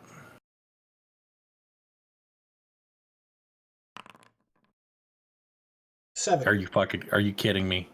You did an I 8. needed it. I needed it an 8. Okay. Oh. You want a hero point, So- or you're going to take the fail? I'm gonna hero point it. We need to find him. Okay. Yeah. You crack these stations like minimum security, so you can't like shut off power or anything remotely, but Right, you can right. That's access fine. protected files and stuff. Okay. What are you looking for?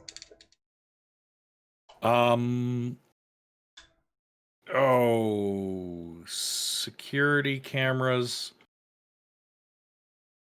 I would like the video feeds from the docking bay of the Involucre from where we fought, and I want to rewind those and follow those assholes' steps backwards. Okay, this is going to take some time, but I'm not going to make you roll for it. It's just going to take time. Okay. That's what I'm working on. Okay, Hypoest, Alicia, what are you two up to? Sobering up. I'm like trying to get Hypost to eat like bread and like just really good carbohydrated foods and drink as much water as possible. Caddy. Yeah. God damn it. People who are going to watch this on YouTube and be like, what the fuck is going on? And then just got to tune in on twitch.tv/shakensoul. Sundays, 6 p.m. Central Time. There you go. Got him.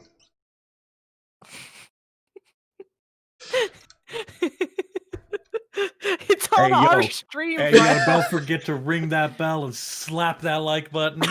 Slap. Really slap that like button. Slap Okay. it like... No. Something to Slap do with... it like it's Davey 504's channel. Something to do with Razik's villain mind wife. Like at least he's trying to get Hypost sober. Yeah. So I'm effectively just trying to sober up, but I don't have mind over body. I just have body over body. Body over body. Nothing happened. Okay, I'm moving it. No Frylock. I don't know if I need to roll anything to recover from that. Did you downgrade the non-lethal wounds? Yep. You took one, right? Yeah. I took 2 non-lethal wounds. Okay, and you downgraded both of them? Mm-hmm. Swag. So I'm like caught up. I just was intoxicated, so I was taking minuses. Okay. I'm gonna say you're sobered up. Yeah, if I can get some like baby aspirin, it'll be fine. There you go. I'm brand for Hype West. Not on brand for me. Wow. Freylock does one bit and gets number 2 on the... Okay. Chat's a nightmare. I'm gonna ignore it now. Yeah, I mean, I've been waiting for you guys because Irene is busy. Razik, Yeah, Razik is his mind's a playground for the bad guy, which isn't ever fun. I can help Irene now that I've like sobered up some. But sorry. I just apologized to my mic. We can also like I'm gonna start calling around. I'm gonna be reaching out to people like, yo, some Salger motherfuckers. Try to stream up a posse? Give me an influence check. Okay. That's so hard. I'm assuming there's at least a few non-Solis in that mix. We can assume they're probably all non-Solis, yeah. Cool. So it's nice. That is excellent. Okay. You managed to string together some inebriated and armed individuals who are ready to come to your beck and call. Probably about 5 or more. Like a half dozen-ish. Okay. That works. I'm just getting some folks riled up. I also probably would call and warn oh gosh, what's his name? Let me check my people. Guy who runs everything. Wig. Karis Wig. Yeah, Wig. Warn Wig about it. Just like, hey, there are these guys here. Just warning you.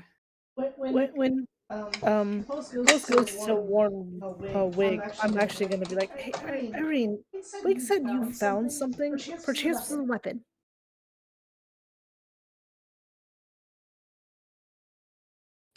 Is that? No, it's a mini-me. Is that all I am to you? No, I just figured you don't have the TID PP, so we could No, use it. I'm just messing with you. Okay.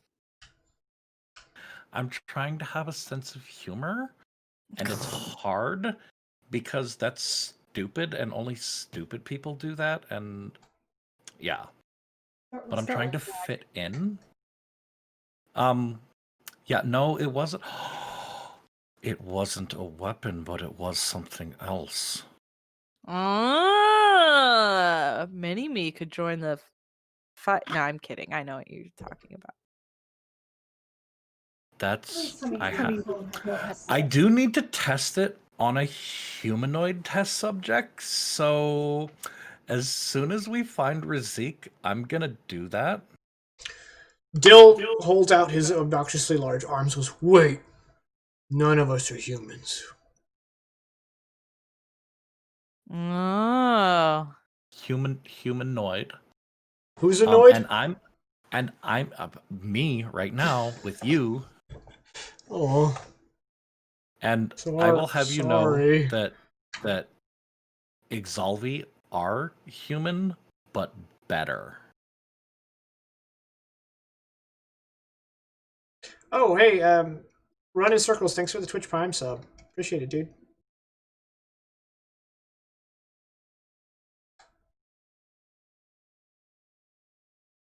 Oh, look at that. Good man.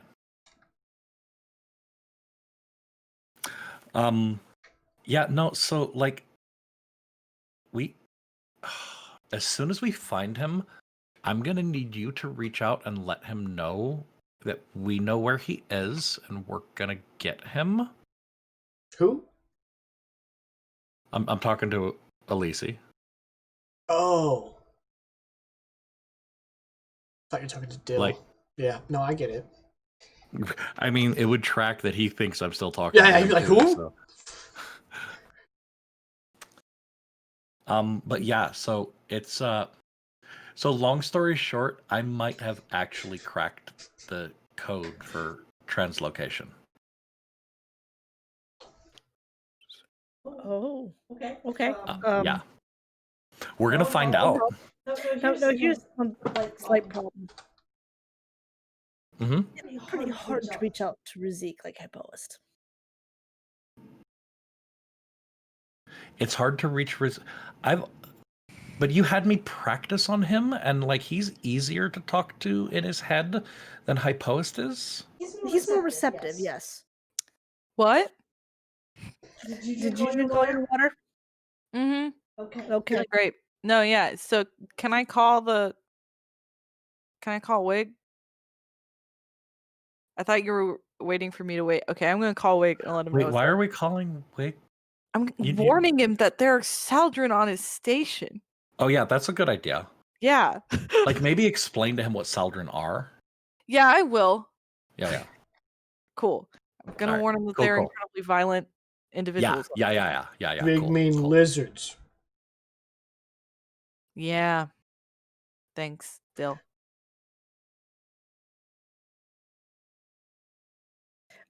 Fenton said hydrate. In the meantime, my Cyblades did F all to this guy, so I think I'm gonna have to start using this. I pull out the fiber shock and be like, we should have made more. That is a unique Marcos prototype. We don't make more than one. It's true. Because you can't top perfection.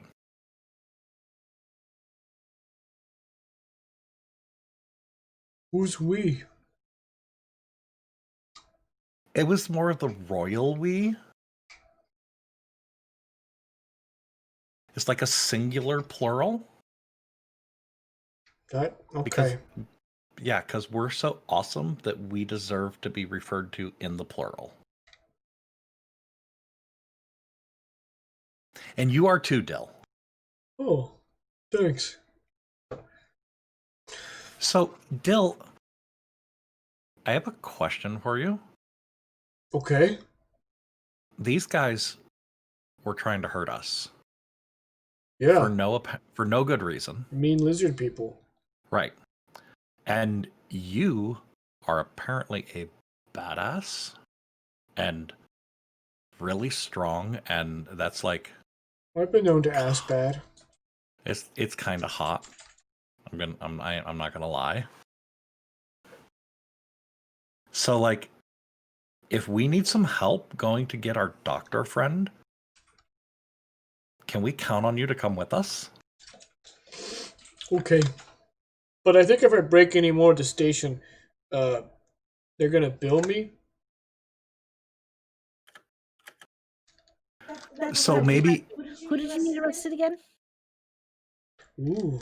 Okay. Awesome. So like, I like corruption. Corruption is good.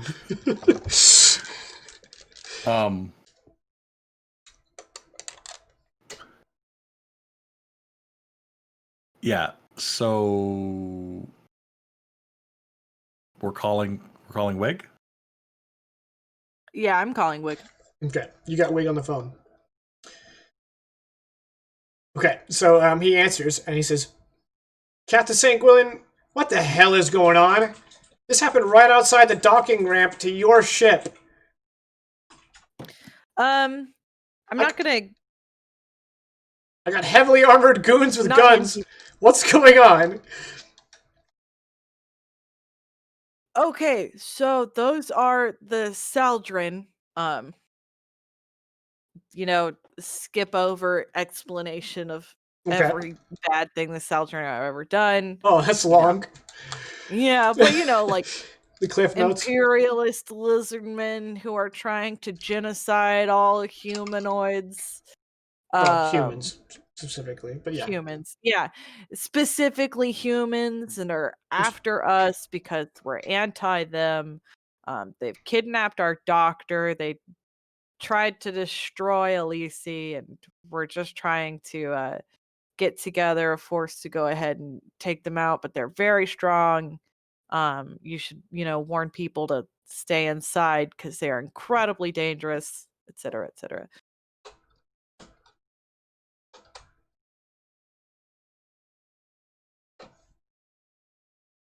Okay.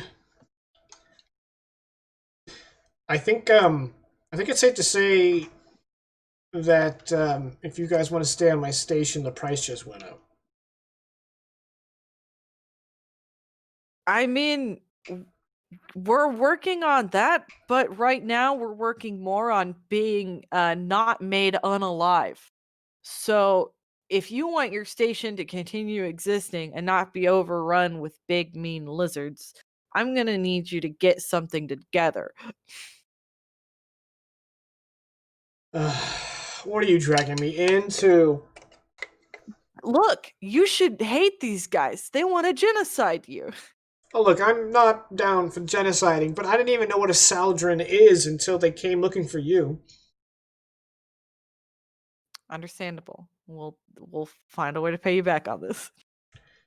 Alright, I'll put an APB out for lizard boys. If any of my men see them, it's going to be free game. I'm also going to sound general quarters and try to get all these drunk people from the party to go home. Yeah, if you could warn your guys that they're probably pretty close to our ship, that'll kind of help narrow things down. About that decompression, I think it was sabotage.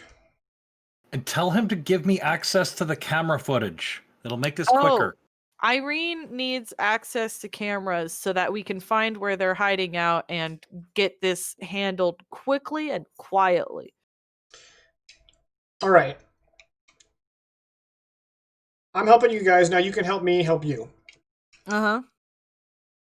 We can't restore pressurization to the docking cylinder, but I know who can. She's blue and angry, and she said she was something about cameras in the background.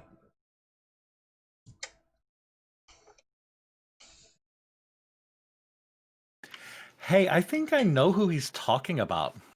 I'll give you maintenance access. I need you guys to repair the damage they did, so we can repressurize this docking cylinder.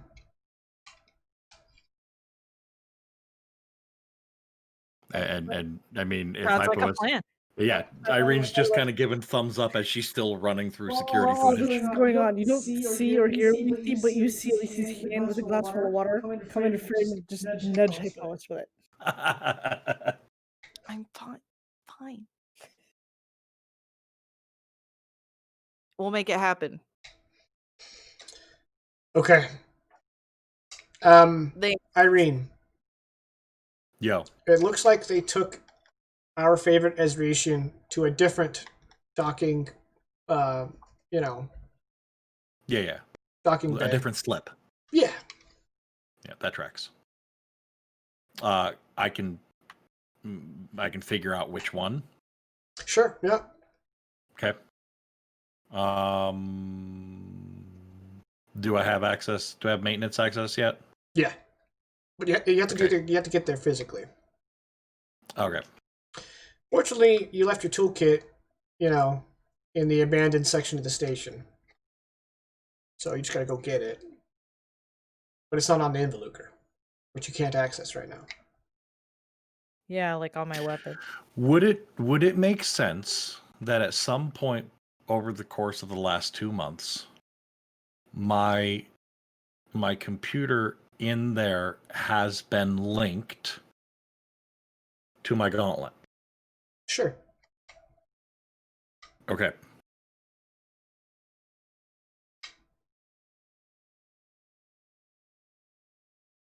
We're gonna run a test. On what? In my simulations with the Empyrean tech, whatever is being translocated, does it have to be on the pad? Okay. So about that. You're not sure if it'll work because of all the broken crystals. I understand that. Okay. I get that. We're going to run a quick test to see if it will work, and if it does work, we don't need to go all the way back to get my tools. Okay. So I want to see if I can link in and translocate myself my old half spanner. Okay, it appears to transport that it needs to be on the thing. On the blue. It does need to be Yeah. on the pad. Yeah. Okay, that's fine. All right, so we have to make a little bit of a detour because I have to go get my tools if we want to fix this, so that we can. Long story short, we have to fix the thing. How far away are the tools from where we are? Probably on the other side of the station. Remember, there's How like a far whole away is the garage? closer. Hell yes. Elise, we will meet you at the thing that needs fixing. Irene, come on. And Irene can ride the back of my hover bike she didn't want to fix. I'm here for it. Hell yes. Like and it's the entire like arms wrapped around his waist, like nuzzled up against him, like this is happening. And Weird. Dill says, "Where do I go?" Dill, you need to go with Elise because y'all are probably gonna be under some fire. You're gonna arrest my new bookie? If we see him on the way, yes. Okay, let's go. Okay. I think that the last scene we're gonna play out here before we call it a night is gonna be with Razik. Razik, you're still in the sauna. You've completely lost the plot, and someone emerges from the fog. You remember Iloa? Yes. She emerges from the fog. What is she doing here? Do you ask her? Well, actually, yeah. What are you doing here? I'm not really here.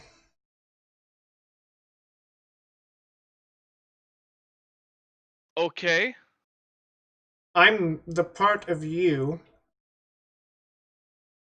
that is trying to rationalize what's happening.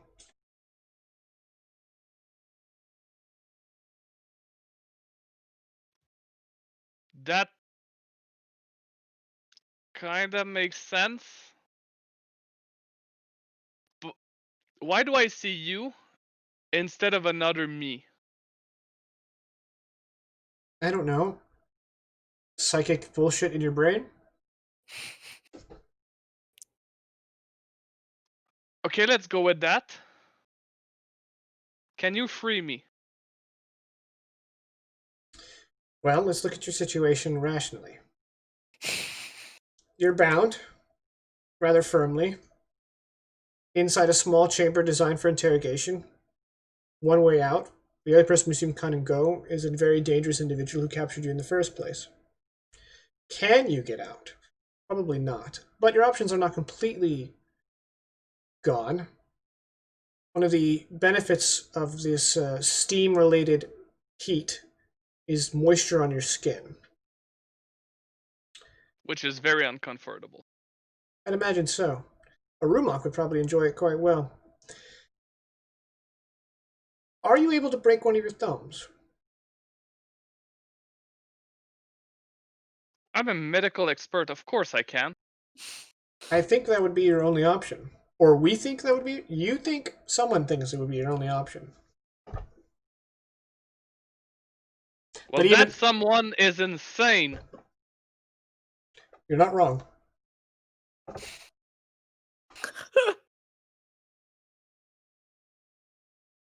What you need to do is get out of this heat. I could repair it after. I trust in my abilities. But then what? I slipped one arm free, maybe both. Then I have both broken thumbs. Not very useful. You need to get cool. You're well equipped with talons. Once one hand is free, hypothetically, you could free the rest of yourself.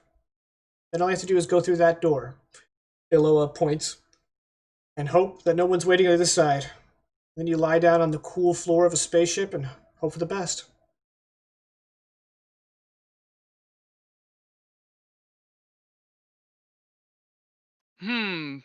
On the other hand, well, no, actually, that doesn't. The argument goes both ways, so it doesn't work. They have the information they want. If I try to escape, they kill me, or they potentially kill me. If I don't try to escape, they already have the information they want, so they probably will try to kill me anyway. So either way, I'm dead. Might as well try to escape. Aloha puts her elbow on your shoulder and just kind of like does this and goes, "You're the insane one. What do you want to do? I'm the rational one." No, that's impossible. Between you and I, we already had this discussion back at the clinic. Well, that's probably why you conjured me up. I'm a Halkerite. Halkerites are paragons of ration and logic. Whereas you are kind of cuckoo. I remember our argument. You were all over emotional when I was cool and rational. This sounds inaccurate at best. This is the addled psychic powers muddling your mind and the steam getting up your nostrils. You need to get out of here, right? You asked me. It was your crazy idea. I just told you what you wanted to know. I mean, I didn't ask you. You just showed up saying like you were half me, half you. I don't know anymore. Let me just focus on breaking my thumb here. My idea. Okay.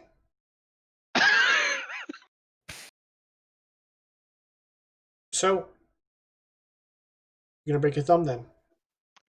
Yes, and I do. I try to do that at least. Okay. Give me an endurance check. Rip. -1 because I'm still like weakened and insane and so on. Yeah. That's a no-go, but since I'm insane, I'm gonna spend a hero point to succeed. Alright, take a moderate wound. Actually, broken thumb, that's a light wound. Yeah, you're fine.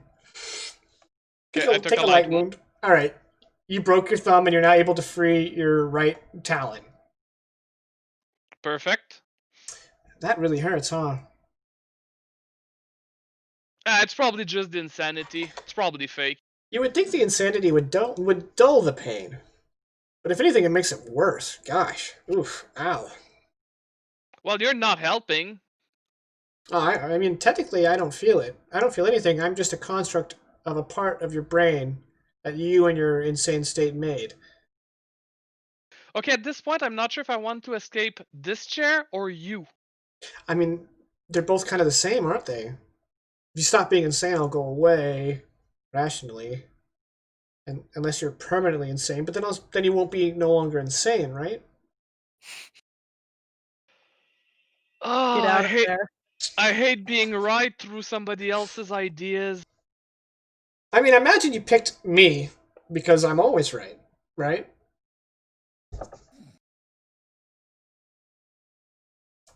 Since you're not actually here, I'll say you are right, but I will deny it if I ever meet you again in real moments. You- Not that this is not real, this is still real, but this is not the real No, real, no, it's no, just a no, real no, in my no, head. Razik, you'll never meet me because I don't exist. I'm not Iloa. Well, yes, you are. Look, you're distracting me. Let me try to pick the lock with my talent. Yeah, do that. Did they keep my cyberware? I'm assuming they removed my cyberware. It's external, right? It's not. Yes, it's just a glove. Then yeah, they removed it. Damn it. It would have been easy to just like kind of destroy it. But anyway, I'm gonna try to pick the lock with my talent, which I'm 0 at it, but I'm insane, so I don't care. I can do it. What the hell is the check to? Oh, security. Give a security check. Yep. Yep. Oh, with a -1 step because you know you're using your finger. Mm-hmm.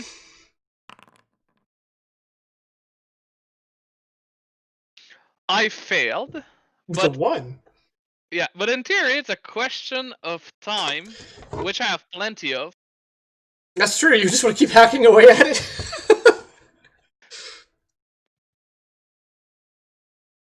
Yeah, I think that's what Rizik would do. A wizard in rescue And occasionally rooms stop can to tell go us off on with some his tangent. tail. Oh yeah, and I like to picture that it's not always a Loa that he sees. Sometimes it's like somebody else from his past or a copy of himself that is telling him like, "No, you will never succeed." And it's like, "No, I will prove I feel like if you there's a me naysayer that shows wrong." up, it's going to be Irene. You know, Wait, if there's a what there? a naysayer. Oh yeah, a naysayer is definitely Irene, just like being there. Like, I mean, if we're going into people's psychology, Jungian, Irene would probably be Rizik's shadow.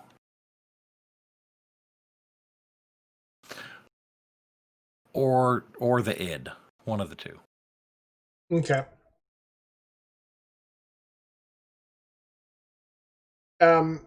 So the last image we're going to cut to is just a quick little clip of the Dragon Knight activate his comms, and he says, "We have almost everything we need here, but Irene and Elise are paramount. All efforts to capture them must be taken. We're not leaving here until we get what we came for." And then a voice on his intercom says, "Understood, sir." And then and that's going to be the end of the episode. Okay. No shoutouts tonight. We hope to be coming back on the 27th, but it is Christmas time. Although technically post-Christmas, but it's the weekend after Christmas, so things might be up in the air. So tentative session on the 27th. And then for sure we'll be back on the 3rd. You guys, are any of y'all? We'll cross that bridge when we get to it. It's tentative on the 3rd as well. Okay, tentative on the 3rd as well. You know, it's every end of the year. Streams are on weekends are kind of hard. So it'd be like that. We'll try to be back on the 27th, and if not, hopefully you catch us on the 3rd, and if not, the 10th. But I really hope we stream, you know, again soon, because we took a really long break between this session and then hate to do it again. But if I may do it live on stream, if we can do a full stream, because let's say we're missing someone or something, we could always look into doing like those extra stuff sometimes. Tabletop simulator and so on. Oh yeah, sure. Maybe a round table. Yeah. Also, now that we've christened season 3, we can bring in a guest if only one of us is missing. So, and plus someone's captured. So like I think PR is obligated at this point. Yeah. Yeah. At this point. Yeah. Okay. All right, everybody. Have a great night. Thanks for tuning in, and we hope to see you on the 27th. Have a great Christmas or whatever you do. If you don't do Christmas, at least have some days off of work, Look at the sky tomorrow. Look at the sky tomorrow. All right. Yeah. And good night.